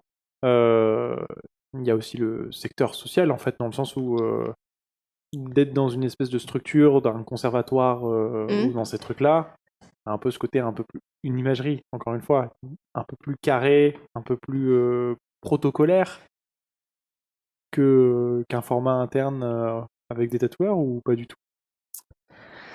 Bah non, moi j'ai pas trop vu la différence parce Ok. que le rapport est toujours hyper amical, hyper chill. Je pense qu'un truc trop protocolaire, en vrai, ça me ferait chier. Je m'amuserais pas. Je dis ça parce que, du coup, pour avoir été dans le théâtre pendant longtemps, Ouais. j'ai été dans le conservatoire grenoblois, enfin dans le truc conservatoire, et genre justement le théâtre est méga pompeux et très protocolaire, et j'ai quitté Ah très ouais? vite ça, parce que j'étais en mode genre, mais on est où? J'ai perdu tout le sens et le relationnel en fait de ce qui était pour moi le truc là-dessus. Du coup, c'était une question que je me posais Non, on aussi n'est par rapport au dessin. pas dans ce cadre-là, mais parce que aussi, je pense que ça sent, enfin, avec Manon, on en a parlé tout de suite, qu'il faut que ça reste un rapport hyper chill et que ce soit quelque chose qui lui plaise à elle parce que c'est son projet et que ça plaise aux gens qui veulent participer et qu'on rentre pas dans ce format de bon, bah, tu viens bosser, voilà quoi, tu vois.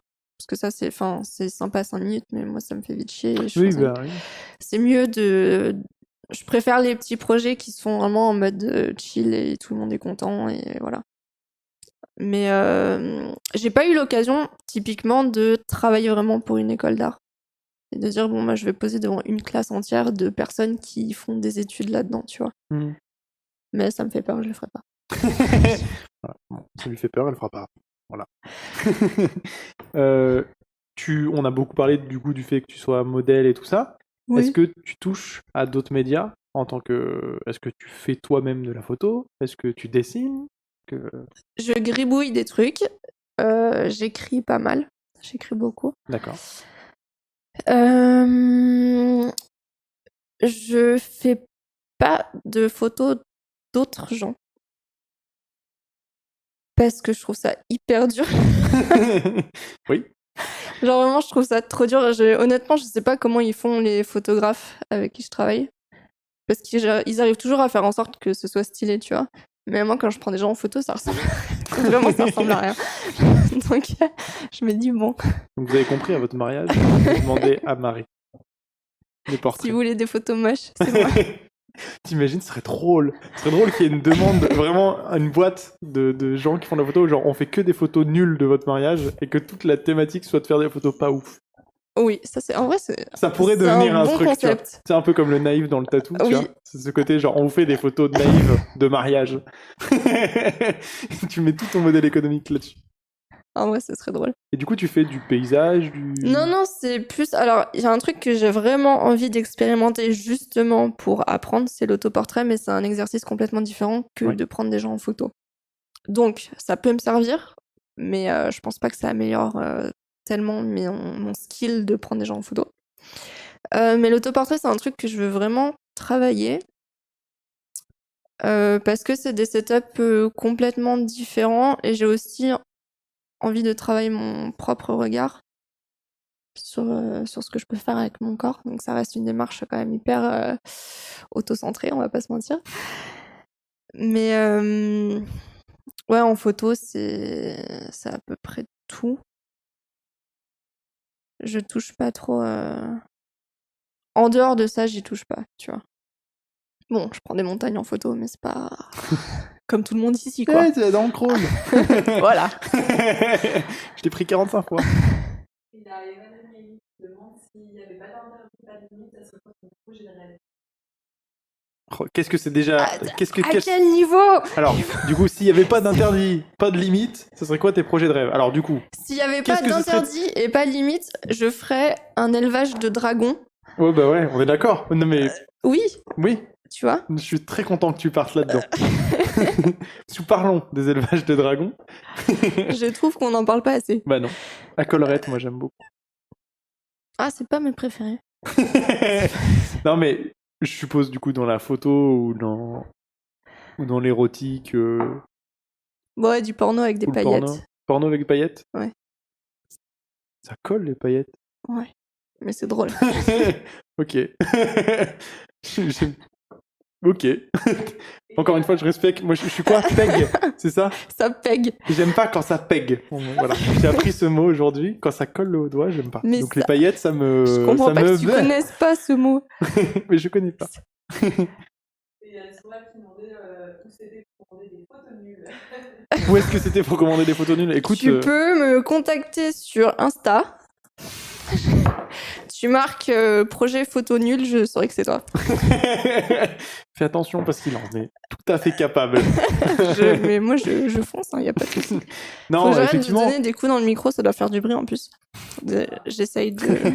C'est Margot la première à recevoir les J'appréhende coups. l'espace autour de moi. Conscientisation de l'espace. Non, effectivement, s'il n'y avait pas d'interdit, pas de limite, interdit social. Est-ce que toi, tu te donnes des limites parce que social? Tu disais justement dans ton cercle proche, le Mm. simple fait de faire de la photo, tu l'omets de leur existence. Ouais. Est-ce que s'il n'y avait pas de contraintes sociales et que tout le monde te disait, là, je te dis demain, tout le monde va faire avec tout ce que tu fais, est-ce que on tirait plus loin? Est-ce que tu expérimenterais d'autres choses dans la photo, dans d'autres choses? Bah, le fait est que j'ai quand même énormément de chance parce que toutes les personnes avec qui je travaille le plus, enfin donc Glory, Reddir et Sen Benito, c'est des personnes qui de un n'ont pas de limite et du coup je me pose pas de limite non plus en photo. Tu fais C'est-à-dire qu'on peut faire du très trash comme du très soft comme du très what the fuck. Enfin, on peut vraiment tout tester quoi. Ouais. Donc j'ai pas d'interdit. En fait, l'interdit social, il existe quand tu dois rentrer dans un rapport aux autres ou dans un rapport à la publication. Mais avec les photographes avec qui je travaille, j'ai pas cet interdit-là. Ok. Parce que eux non plus n'ont pas limite et ils sont toujours chauds d'explorer des trucs, tu vois. Donc, je réfléchis à un truc qui pourrait être vraiment interdit. Non, mais c'est pas l'idée, je pense, d'aller dans la limite du truc. C'est dans la notion aussi du dépassement de soi aussi sur certains endroits. Là, tu nous dis que justement, toi, comme tu es en confiance avec les photographes avec lesquels tu es. Bah, en fait, si t'as l'interdit, mais c'est quand tu veux shooter dans des lieux publics un peu stylés, tu vois, où tu peux pas spécialement faire de nu. Oui, qui sont des interdits factuels, du coup. Là, ça, c'est des trucs que j'aimerais pouvoir faire sans trop me poser de questions, mais même quand tu fais un shooting en extérieur de nu, tu dois toujours te poser la question de est-ce que c'est un endroit qui va être fréquenté, est-ce qu'on va se faire arrêter pour exhibitionnisme, tu vois. Ouais. Bon, c'est un peu chiant. Et sur des modèles d'autorisation de vrais lieux et tout ça, c'est des choses qui se font. Je sais pas. Parce que je pense qu'il y a vraiment des fois des moments où tu dis je pourrais venir faire des photos comme je viens faire un tournage. Bah, dans des bars ou des trucs comme ça, c'est des trucs qui se discutent, tu vois, où les gens sont chauds de te laisser leur espace, même pour le type de photo qu'on fait. Je fais un intermède, puisque là, je peux le placer très bien, comme le jardin du thé, Remillé, comme le jardin du thé. qui nous laisse bien gentiment ce lieu. Trop mignon, merci beaucoup. Allez boire un thé. Je sais Ils sont très bons. Le pas du tout.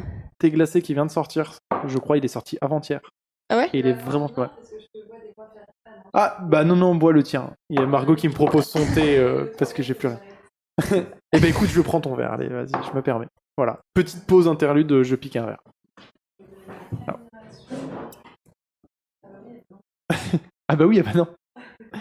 Merci beaucoup. Je suis là. Voilà. Hop. Toi, tu n'as pas bu parce que t'as peur du slurp? Oui. Toujours?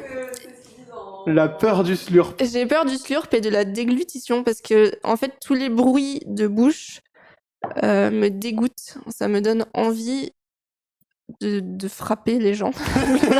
Genre vraiment, je déteste mais ça me met pas de pression, c'est bien. Oui, mais je t'entends pas, donc ça va, c'est eux. Je pense qu'ils m'entendent pas non plus. Au chat. Au grand chat. Et non, donc je le boirai à la fin. De toute façon, il est froid, donc c'est pas grave. Trou. J'ai rien d'autre à dire. Ok, tu disais que tu avais l'exploration de la vidéo, que tu avais expérimenté tout ça en tant qu'actrice. Sur du clip où il y a actrice, c'est un grand mot. Hein. Format actrice, j'allais venir dans le format clip, donc il n'y a pas de dialogue, il n'y a pas de tout ça. Est-ce que le jeu, c'est quelque chose qui t'intéresse? Est-ce que c'est quelque chose que... Oui, ça m'intéresse trop parce que je sais pas faire. Non mais, parce que en fait, et même en photo, il y a des modèles qui sont excellentes pour faire des expressions, avec leur corps, avec leur visage, des trucs qui sont vraiment dans l'émotion jouée, mais qui ont l'air sincères. Il y a des gens qui ont le genou coléreux. c'est ça que tu dis. Pas en macro, ça, je sais pas si on peut vraiment... Enfin, ça ressemble à quoi un genou en colère, en vrai? Vraiment un genou sous et moi, je trouve ça incroyable. C'est quelque chose de terrible. Parce que... Qu'est-ce que t'as... Je vais inverser un peu. Ça ne tombera pas. Terrible. Donc... Mais... ça va peg. Ça va rendre les choses peg. C'est terrible. Pardon, je t'ai coupé. Et du coup, qu'est-ce que je disais? Ah oui, les expressions. Et en fait, c'est quelque chose que je sais pas du tout faire. Je sais pas faire semblant d'une expression. Et je pense que les vraiment très bons acteurs et tout, ils font pas semblant, ils ressentent vraiment les trucs, tu vois. Du coup, c'est le moment, on va s'exercer maintenant. Attention sur cette caméra. Attention, 1, 2, 3, colère. Arrête. Voilà, la colère. Bah, bien joué. C'était celle-là que je voulais voir. Bravo. Et vraiment, je sais pas faire. Et j'ai vraiment envie de le travailler. Hein. Ouais, je comprends. Et j'en ai pas mal parlé avec justement les petits de chez Astragal, là, qui font de la vidéo trop bien, allez voir. C'est quelque chose que je veux vraiment travailler parce que je trouve ça trop stylé de savoir faire ça. J'aimerais bien. C'est vraiment... Enfin, c'est une discipline à part entière hein, pour moi. C'est un monde... Et quand je vois des modèles qui arrivent justement, simplement en faisant du portrait, c'est pour ça que je fais très peu de portraits vraiment rapprochés. Parce que je sais pas quoi faire de ma tête, en fait, sur les photos. Mais vraiment. Et c'est quelque chose que je veux vraiment explorer. Donc voilà, ça se travaille. Donc si vous êtes de très bons acteurs, je prends vos tips. On Apprenez-moi. a Epic Bass Guy qui est un super acteur, qui est du coup Régis, notre ingé son, qui Ok. n'est pas là aujourd'hui. C'est vraiment un acteur d'impro, parce que du coup on se connaît depuis 12 ans. Vraiment depuis le début du lycée Ouais. tous les deux. Et on a commencé la vidéo ensemble ou quoi. Et moi, je suis très à l'aise au théâtre. Il n'y a pas de problème d'être dans ce truc de mur, de faux, d'être dans le surjeu. Et devant une caméra, pas du tout. Très mauvais. Et lui a un naturel qui frise le. Enfin, je suis admiratif de lui sur ce côté-là, d'être machin, c'est rigolo. Il est trop fort. Donc, Epic Bass Guy. Bah bisous. j'attends tes tips. Team Régis. Voilà. Voilà. Epic Bass Guy, des tips.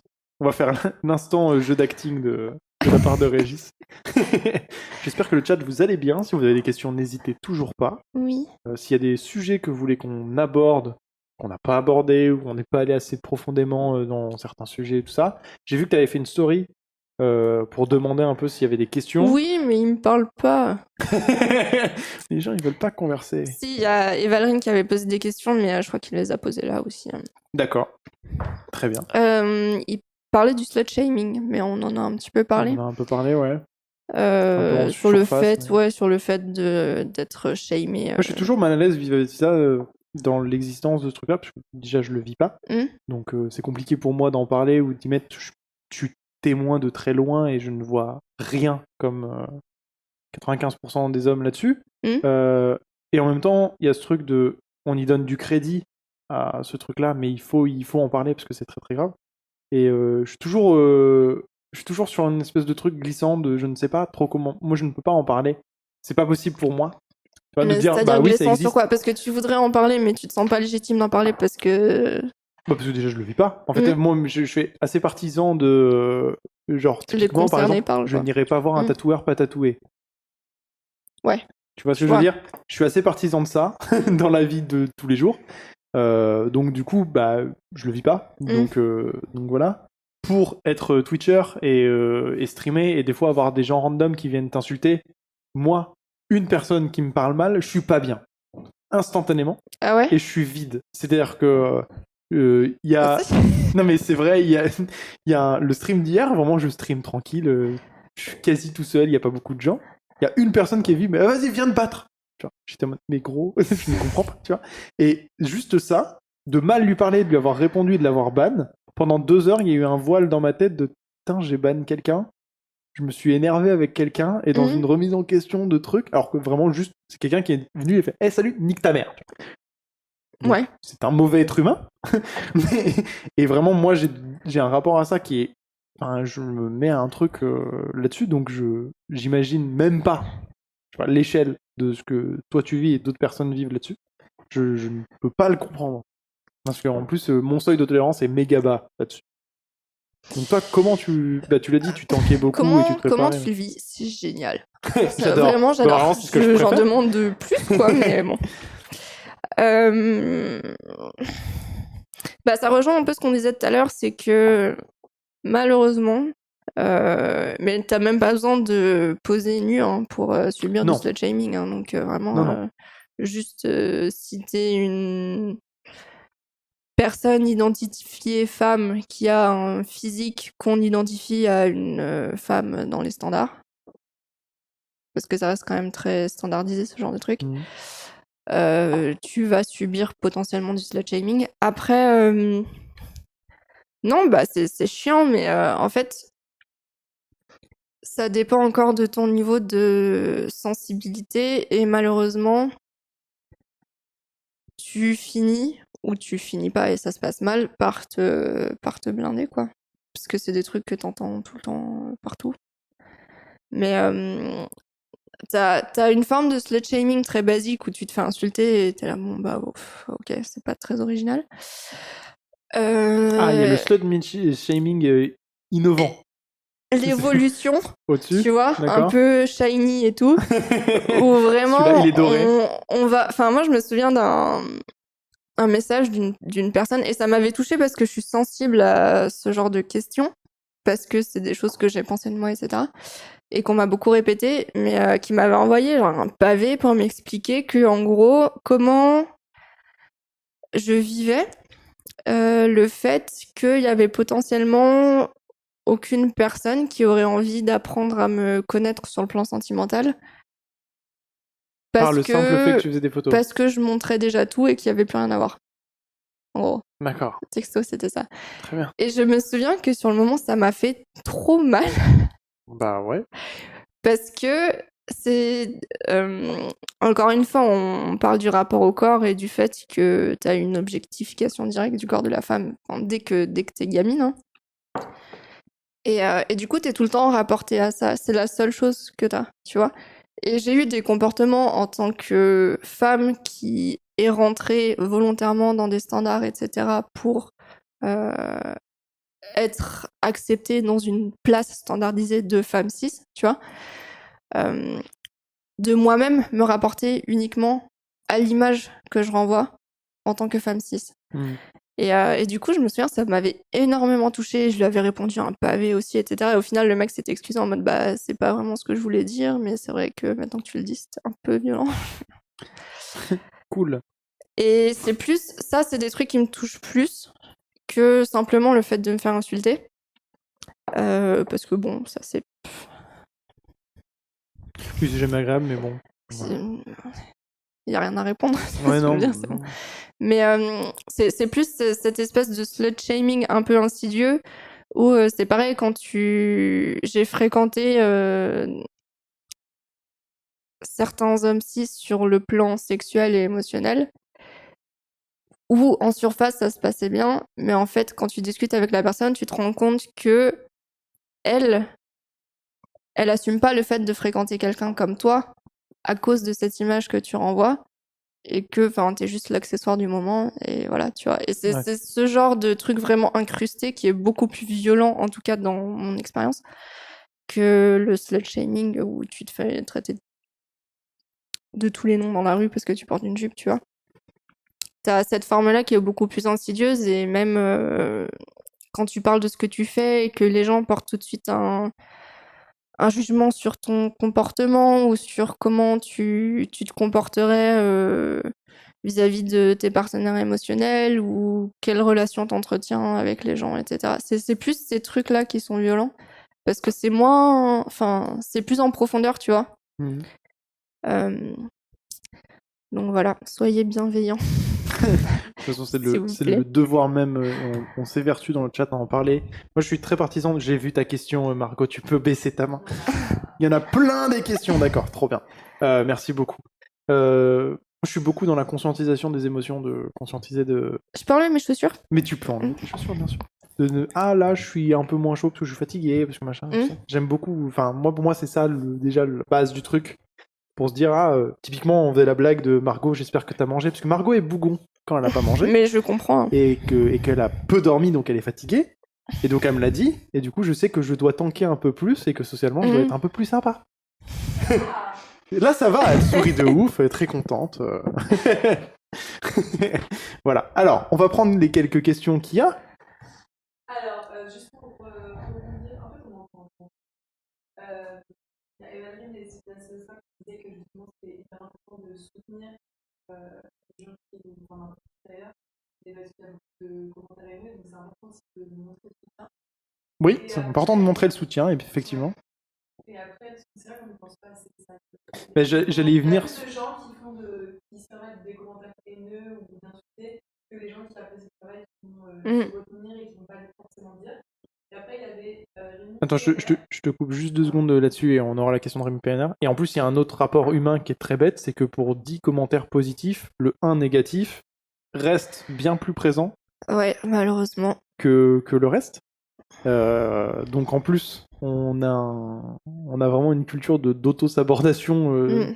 Enfin, je sais pas comment c'est possible ce truc-là. C'est fou de se rendre compte qu'un truc négatif, tu fais waouh, j'ai pris ça dans les dents. Ça se travaille. Ouais, bien sûr, c'est sûr, mais c'est fou. Et effectivement, donner un maximum de force et de soutien aux gens qui font tout ça. Rémi LTR, c'est ça? Non, PL. PLR, pardon. Qui Merci beaucoup. Et qui demandait s'il y avait un projet de photo plus ou moins éloigné de ce que tu fais qui te tenterait. Un projet photo plus éloigné que ce que tu fais qui te tenterait. Éloigné de ce que je fais, c'est-à-dire, enfin, éloigné de l'en... Pas forcément éloigné, mais plus ou moins éloigné. Donc, soit quelque chose qui est pas forcément dans ce que tu fais, soit quelque chose de totalement différent. Par exemple, je fais pas trop de visage. Ouais, donc déjà, il y a ça, travailler plus sur les émotions, mais c'est encore ultra dur pour moi, donc je tends pas forcément moi-même vers ce type de projet parce que je me protège. Mais des trucs, des esthétiques très pop avec beaucoup d'accessoires. Enfin, j'ai en tête, j'ai plus le nom du photographe ou de la photographe, mais les esthétiques coréennes un peu avec des trucs très flashy. Enfin, je sais pas comment expliquer vraiment ce type d'esthétique. Ça doit avoir un nom, hein, un peu mais ce côté pop art saturé de c'est fou. ça, ouais. Avec enfin des tenues qui ont rien à voir, tu vois. J'adore ce genre de Ah, visuel. les années 2000 en fait. C'est- S-Club 7. Ouais, Est-ce que quelqu'un... mais Je fais une pause. Est-ce que quelqu'un a la rêve de S-Club 7 j'ai par absolument pitié? pas la ref. Par pitié, je me suis fait voler le CD par la fille de ma nounou. Parce que on m'avait gravé Oh. le S-Club 7, j'ai changé de sujet. Voilà. Mais c'est un trauma. Un Ok. trauma. Cassette million pattes qu'on m'a volé aussi à l'enfance. Ah, ça Gros trauma. c'est bien que Gros mis une trauma. patte. Bah ouais. Et non, S-Club 7, si quelqu'un a la ref, Je connais pas. vous êtes dans ma team instant. Voilà. C'était un groupe genre, il y avait 3 filles, 3 garçons, il y avait un noir, un blond, un brun, un peu homosexuel, mais c'était pas dit. Il y avait la brune, la blonde, la rousse. La brune, elle Ok. ressemblait bien à Rachel de Friends parce que c'était le moment. Et c'était 6 Américains qui vivaient en coloc, qui essayaient de faire de la musique, mais Je qui n'arrivaient connais pas trop. pas du Mais tout. c'était vraiment... En fait, ils avaient une série et un groupe de musique, mais c'était Ok. ce genre de groupe boys band, girls band, mais marketing produit Ok, de je vois, ouais. l'horreur. Tu vois. Je vois. Et tout est... Enfin, voilà. Personne n'a S-Club 7. Enfin, voilà. Bah, envoyez sur YouTube un lien vers S-Club 7. Je vous invite à écouter, c'est nul. Voilà. On a failli avec Régis, fut un temps, parce qu'on s'amusait à faire des clips vidéo un peu nuls pour se marrer. On a failli reprendre une musique de S-Club 7 Je et connais d'en faire un pas, clip. mais ça me dit vraiment rien. Il y a Aswa qui demande si c'était sur MTV ou MTV. C'était sur MTV, il y avait ça sur Canal J à un moment donné à l'époque. Je ne pouvais voir ça que chez Mère Grand parce que je n'avais pas Canal J à l'époque. Vraiment, ça regardait ça. Ah, S-Club 7, merci, Ascou. T'es pas tout seul. Merci, c'est mon cousin. Vraiment. Donc, si ça se trouve, c'est Ça qu'un truc triche, ça familial, triche, tu ça sais. triche. genre. Ça triche. Pardon, du coup, je t'ai coupé sur des projets autres que. Non, mais ouais, du coup, voilà, ces esthétiques-là, un peu. Enfin, que des random trucs flash mis ensemble et ça rend bien, tu vois. J'ai envie d'essayer. Après, on a plein de projets matière, texture, vidéo, où on va explorer des trucs, je pense, avec Red Deer qui était très chaud de se lancer là-dedans. Donc voilà, et pareil avec San Benito, on va explorer aussi pas mal de choses, mais plus du côté cyber, voire cosplay si j'ai la motive. Ok. Mais un cosplay c'est chaud parce que faut vraiment. Enfin, je trouve que pour pas que ça fasse kitsch, faut vraiment être doué. Et ce n'est actuellement pas mon cas. Je fais attention parce qu'il y a la porte Il y a- qui vient d'ouvrir du jardin du thé. Il y a Excusez-moi. des gens qui viennent, on les connaît pas. Donc voilà. Bonjour. Donc, je sais plus sur quoi j'allais rebondir. On s'est fait, on nous a dit. C'était la question de Rémi. C'est ça? Oui, c'est ça. Mais tu as fini par le cosplay. Effectivement, on va peut-être recevoir une association de cosplay de Grenoble, Oh! justement, qui parle. Et le concept même du cosplay, c'est de faire les costumes soi-même. Et Ouais, non, ça. voilà. On est. Zéro. T'as pas l'air partisan de faire un costume Non, moi je mets c'est pendant 600 heures. Ouais, juste le mets. D'accord. Parce qu'effectivement, la communauté cosplay, il y a vraiment ce truc d'être un peu artisan aussi, Ouais. de faire, Moi, je d'être trouve ça artisan fou. compétent, J'adore pour faire un voir les vidéos des gens qui font ça là. peu. Moi, je trouve ça assez. Je suis assez fasciné, mais j'ai un recul. Mais encore une fois, parce que je connais pas. Et Ouais. c'est pour ça que j'ai hâte de rencontrer des gens qui font du cosplay. Mais notamment le rapport en fait entre le monde, parce que je me souviens de soirées typiquement où je me suis retrouvé au Meltdown, époque Meltdown, maintenant 404, Mhm. qui est du coup le lieu de machin, où il y avait du cosplay, et en fait le regard des jeunes hommes qui jouent aux jeux vidéo et qui voient peu de femmes en modèle hétéronormé, Mhm. qui voient du coup du cosplay et de personnages qui sont sexualisés dans le monde du jeu vidéo ou du manga, Je déteste voir ça, l'entièreté de tout ça. Ouais, je vois. Et du coup, j'ai moins un malaise de « Ah, je suis en train de voir ce monsieur en train de regarder cette personne » dans l'imagerie, ça me met mal à l'aise. Mais Ouais, c'est sûr, ouais. premier degré, le cosplay, la personne, je trouve ça trop cool que ce soit fait, qu'il y ait ce côté artisan en plus, de faire C'est son incroyable truc, parce c'est qu'il fou. faut énormément de compétences en fait. Ouais, de ouf. Bah, C'est un truc de fou, hein. la couture. Hein. Genre couture, make-up, faire des prototypes, je trouve ça ouf. Ils sont incroyables. Latex liquide aussi. Oui, Moi, j'ai une question, moi. Margot a une question. Est-ce que tu as déjà fait du body painting, des photos, Est-ce qu'il y a déjà eu du body painting? J'en ai fait un petit peu avec IP. Alors, c'était pas du body painting, genre faire des dessins, tu vois.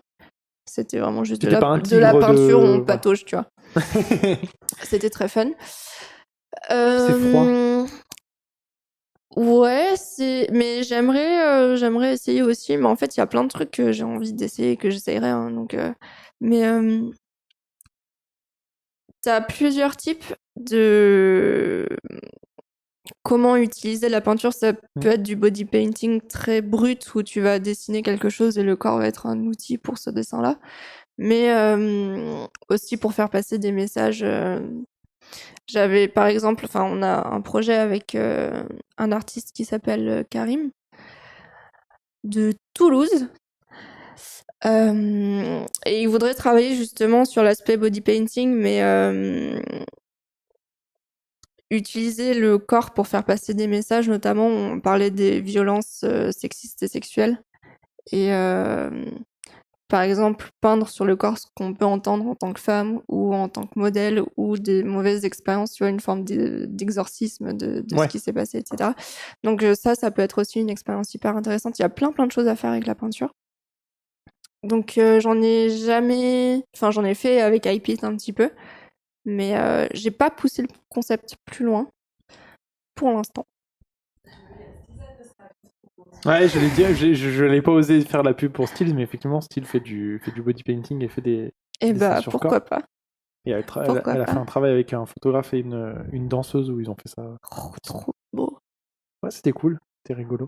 Les danseurs et les danseuses, ils sont trop forts. Ils font des trucs avec les Mais mains ils savent trop faire. et ça fait des J'aime mouvements. trop. C'est ça. Écoute, j'ai un peu tout dit. J'ai un peu posé toutes les questions. Si toi, tu as d'autres interventions que tu as envie de faire, de dire, est-ce que tu as une actu? Un peu? Une actu? Pas tellement. Moi, j'en ai une d'actu, je vous le dis tout de suite, c'est tacos en rentrant. Là, j'ai un besoin nourricière. Voilà, bon, bah, Margot et moi, on va se poser, on mangera un tacos après. Voilà, je l'avoue. Non, une problématique qu'on n'a pas abordée, Oui. c'est... Le manque d'eau. Non. Dans ce- Le fait qu'on voit énormément de corps normés en Oui, photo. si, mais en fait, merci beaucoup, parce que je l'ai oublié, et parce qu'on a on a serpenté, mais effectivement, j'allais reparler de Tom Ford, parce que c'est une référence que j'aime beaucoup. Il a un film qui s'appelle Nocturnal Animals. Je connais pas. Qui est un film que j'aime beaucoup parler. Je l'ai animé en cours en fait au lycéen pour parler un peu du thriller, parce que c'est un thriller à la base. Okay. Et comme je te disais, Tom Ford, il a mis en place un peu les photos du pornsoft et tous ces trucs-là, et en tant que réalisateur, en fait, il essaye de rendre esthétique le moche. Et en fait, il a toute une question, et il y a un personnage qui est gérant d'une galerie d'art et machin, et elle met en place des choses éphémères. Et en fait, le film s'ouvre sur une séquence où on voit en fait des femmes très obèses, très obèses, même obèses morbide, merci, obésité morbide, et nues, avec des tenues de majorette. Donc le bâton et juste le chapeau, qui dansent dans une galerie d'art, et d'avoir des gens très friqués, parce que c'est une galerie d'art américaine, très bien habillés, qui tournent autour d'eux et qui regardent en fait cette œuvre-là, qui questionnent justement comment esthétiser le moche, comment le moche est esthétique, comment esthétiser le moche, l'inverse de ça. Et dans le film après, les mêmes codes couleurs et tout ça sont utilisés pour faire un plan sur de cadavres de femmes qui sont normées et qui sont dans les standards de beauté, qui sont sur un canapé et qui sont décédées. Et le plan est beau. Et en fait, c'est un beau plan. C'est un plan horrible sur la symbolique et c'est un beau plan sur la réalité. Et l'autre, c'est une vision moche selon la norme du truc. Et c'est un beau mouvement dans la réalité de ce que c'est. Voilà. Mais Ouais, du coup, je connais pas, mais je me renseignerai voilà. du coup. C'était pour en expliquer un peu et expliquer un peu le cheminement de... Parce qu'il y a aussi la culture de... Il y a deux cultures aussi. Il y a en fait rester dans les normes en fait qui sont dites sur l'esthétique en fait du beau et du moche pour aller plus vite, voilà, sans rien nommer, juste beau moche quoi. Pas forcément sur des individus et dire ça c'est beau, ça c'est moche, et d'aller s'amuser à aller montrer du moche pour dire que et faire en sorte que ce soit beau, c'est toujours rester dans la norme de dire oui mais c'est quand même ce que je définis comme étant moche. Et c'est pas une acceptation que je trouve cohérente par rapport à du corps, justement sur ce truc-là. Là, la question elle est intéressante parce que c'est un film, c'est un thriller, il y a plein de trucs derrière. Mais pour de la photo de nu, effectivement, il y a de plus en plus, j'ai l'impression, et encore une fois, je suis pas consommateur de ça, les modèles grande taille ont une visibilité de plus en plus grande ou quoi, et c'est juste normé. Il n'y a pas ce truc de pointage du doigt de ah c'est une grande taille donc c'est ce modèle là, c'est ce truc. Mais toi qui es implémenté à l'intérieur, est-ce que tu, en termes de relationnel avec d'autres modèles ou même en visibilité, tu as des choses à dire? Bah en fait le problème je trouve qu'il y a, parce qu'on parlait du fait de se mettre nu, de la pudeur etc, mais j'ai envie de dire pour moi c'est facile entre guillemets parce que j'ai jamais eu à faire face à une discrimination vis-à-vis de mon physique, tu vois. Et il y a souvent des personnes identifiées femmes qui m'écrivent pour me dire oui mais moi avec le corps que j'ai je peux pas faire ça, tu vois. Et ça fait vraiment partie, tu vois, c'est pareil, une question de légitimité, mais des questions que j'aimerais plus aborder, mais comme je sais que j'ai pas vécu ces discriminations-là, ben j'ose pas les aborder, parce que c'est pas moi qui porte le message, entre guillemets. C'est compliqué, ouais. Tu vois. Et le problème, je trouve, c'est que déjà, il y a très peu de personnes hors normes, dans le sens le plus pur du terme, mais hors des normes actuelles, qui sont visibles. Et il y a de plus en plus, mais encore très peu, de photographes qui font la démarche d'aller chercher ces gens-là et mais du coup, c'est fermé en fait en termes de réseau et de possibilités de faire. T'as ça. Alors, il y a de plus en plus de photographes qui... Et tu vois, c'est un truc qui s'entretient parce que à la fois les personnes qui se sentent hors normes ne vont pas faire la démarche d'aller poser machin et de rendre le travail en tout cas qu'elles ont fait visible pour pas subir plus de discrimination, et ça s'entend. Et à la fois des photographes qui vont pas forcément chercher à intégrer d'autres personnes comme sujet de photo en fait. Parce que, et en fait c'est pareil avec le fait de faire poser des hommes, c'est qu'on a beaucoup plus facilement une idée de comment faire poser une femme ou identifier femme avec un corps normé de ce qu'on appelle une femme. Parce que c'est des visuels dont on a l'habitude. Et je sais qu'il y a des photographes avec qui je travaille qui aimeraient photographier par exemple plus d'hommes ou plus de personnes qui sortent des normes et qui sont confrontés au fait de ne pas savoir comment positionner ses corps, comment photographier ses corps, parce qu'elles n'ont pas de référence visuelle en fait. Tu vois. Et c'est tout un monde à découvrir et je trouve ça trop intéressant.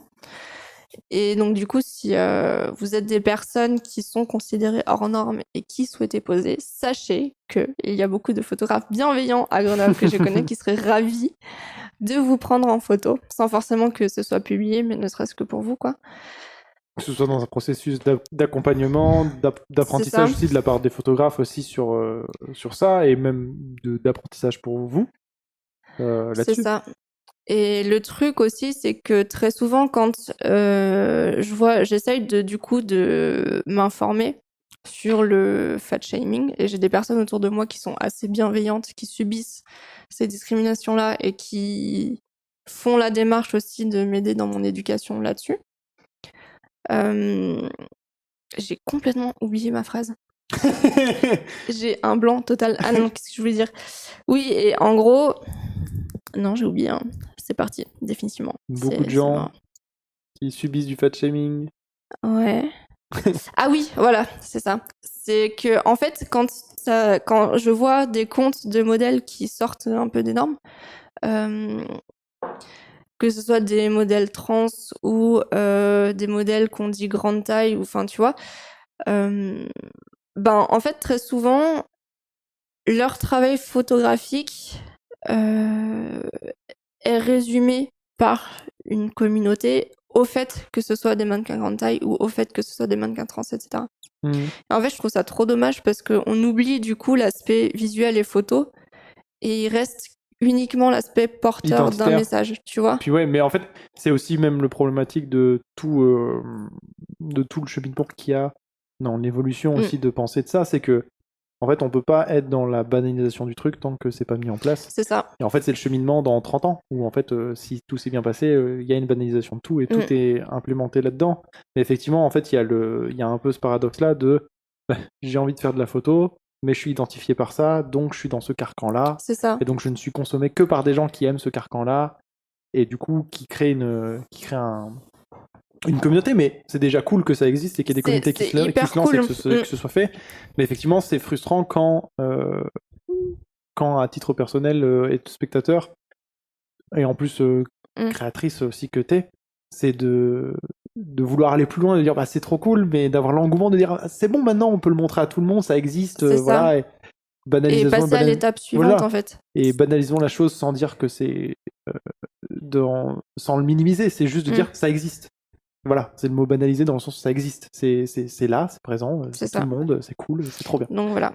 Je suis contente qu'on ait abordé le sujet. Mais c'est oui, pour ça je aussi suis désolé, c'est moi qui l'ai oublié sur le flow. En fait, t'as aussi ce truc où t'as des personnes qui viennent me dire ouais, c'est trop courageux, machin, blablabla, mais en fait, ils se rendent pas compte que j'ai fait face à beaucoup moins de difficultés que d'autres personnes qui aimeraient faire ce que je fais, mais qui peuvent pas parce qu'on leur dit qu'elles peuvent pas faire ça à cause de leur physique, à cause d'un handicap, enfin, tu vois. Et je trouve ça dommage. Donc, même en tant que photographe, faites aussi attention à ça. Oui. C'est hyper important. Et il n'y a pas que les corps normés qui sont beaux. Tout est beau. Tout est beau. Tout est beau. Tout peut être beau. Est-ce qu'il y a encore des questions ? Pas du tout. Ou des remarques, ou des anecdotes, ou des... Alors, Eva-Laurine disait justement, n'oubliez pas que tous belle et beau. Merci Eva-Laurine. Il disait pas une question, mais merci beaucoup pour cette interview en tant que photographe expérimenté. Mais débutant dans la photographie de sujets humains, l'exploration du rapport avec les modèles, ainsi que la co-création est ce que je trouve le plus intéressant. Et c'était super instructif d'avoir ton opinion et ton expérience. Merci à toi d'avoir suivi. C'était l'objectif, donc il disait merci pour tout ça. Bon, vous avez le chat. Merci beaucoup Rémi, je vais pas résumer, je vais pas dire c'est bon. Merci beaucoup Marie, c'était trop cool. Bah, merci à toi, je suis trop contente. Du coup, c'était ta première fois sur Twitch ? Ouais.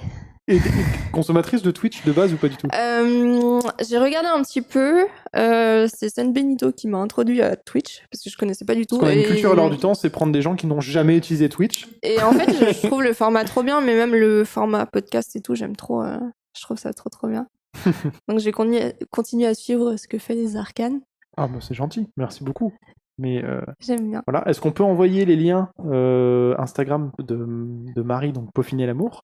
Je ne vais pas m'évertuer de le dire à l'envers, je n'y arrive pas. J'abandonne cette idée-là.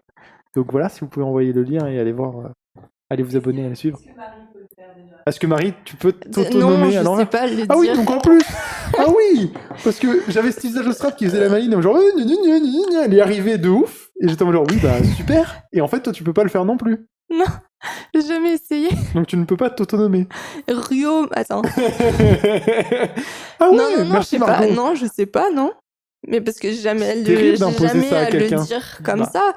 Je vous ai pas. Attends. Moi, je n'ai jamais imposé à qui que ce soit de dire mon pseudo à l'oral. Okay, je tiens à le dire. Personne n'a été torturé à ma connaissance ici. Peut-être que plein de gens se torturent tout seuls. C'est pas mon problème. Il faut que je le dise. Il faut que j'y arrive. Non, mais je ne sais pas lire. Je ne sais voilà. Est-ce que l'Insta a été bien partagé, tout ça ? Merci beaucoup. Vous êtes les meilleurs. Voilà. Team Régis, toujours. Toujours. Ouais, on est tout le temps dans le Team Régis. On attend les tips. Voilà. Régis, on attend les tips acting incessamment sous peu dans un futur plutôt proche. Je suis trop content de t'avoir reçu et d'avoir pu parler de ça. Et ben merci beaucoup pour voilà. l'opportunité et j'espère que vous irez voir aussi les personnes que j'ai pu citer parce qu'elles font Bien un sûr. travail trop Et génial. j'espère que les liens ont été envoyés aussi, mais je crois que tout a été fait parce que les C'est modérateurs beaucoup sont... grâce à leurs photos que je suis là quand même. Donc, Voilà. Et sur une autre mesure, moi, ça me ferait très plaisir de recevoir des photographes et d'avoir Oui. leur point de vue sur d'autres questions. Mais on en rediscutera en off. Mhm. On blablatera. Voilà. Autour d'un tacos avec Margot. Voilà. En termes d'actu interne, Arcane, vous avez dû voir que maintenant on a une petite programmation qui se place juste ici, à peu près. Vous avez vu qu'il y a Ava à 21h. Alors ça sera plutôt 21h30 cette soirée-là, parce qu'on a plein de setup à faire. Ça va être trop cool. On reçoit Antonin et Emma, qui est Tonin à la percu. Je me suis pas trompé de nom, qui vont faire du guitare-voix, piano, percu et tout Ok. ça, et qui vont Stylé. en exclu faire 17 de leur compos. Donc on aura un petit live musique avec eux. J'ai oublié, je vais à l'envers. Vendredi soir, il y a Onsen à 20h, qui est notre émission, Ça a l'air trop bien. émission manga. Faut que Écoute, j'écoute. je suis très content de l'avoir mis en place et qu'on ait Yumeko, qui est une autre streameuse, qui est une streameuse sur indépendante, et qui vient et qui nous rejoint pour l'émission. Et la thématique de vendredi, là, c'est la peur et les phobies. On va parler de la peur et les phobies dans les mangas, Ok. et on va parler un peu de tout ça. Donc n'hésitez pas à venir faire un coucou à partir de 20h. Et mercredi prochain, le salon, avec TBS, qui est un groupe de musique aussi. Voilà, mais on en reparlera. Beau programme. Et vous avez le Best of 3 qui est sorti sur YouTube aujourd'hui. Voilà, voilà, c'est fou. Si on peut envoyer le lien du Best of, il m'a fait beaucoup rire. Je me suis auto-fait rire, c'est terrible. Mais c'est bien, il faut. Est-ce que toi, t'as ce souci? Et je sais que Régis a ce problème aussi. Je suis très bon public de moi-même. Je m'auto-fais rire. Ce qui fait que c'est bien parce qu'il y a toujours au moins une personne qui se marre. Mais est-ce que t'as ce problème-là ou pas du tout? Parfois, mais surtout, je m'auto-fatigue quand même pas mal. Je m'auto-saoule. Il y a beaucoup de... Ouais. Il y a beaucoup de désespoir sur mes propres attitudes, j'avoue. Ok, je suis en train de penser que Margot, je n'ai pas setup la fin de live pour l'heure du temps, donc il va falloir que tu ailles d'enfin et que tu appuies sur l'heure du temps pour l'activer, mais c'est pas très grave. Voilà, des bisous le chat. Au revoir Oui. Marie, bonne soirée, Merci beaucoup d'avoir suivi. à bientôt.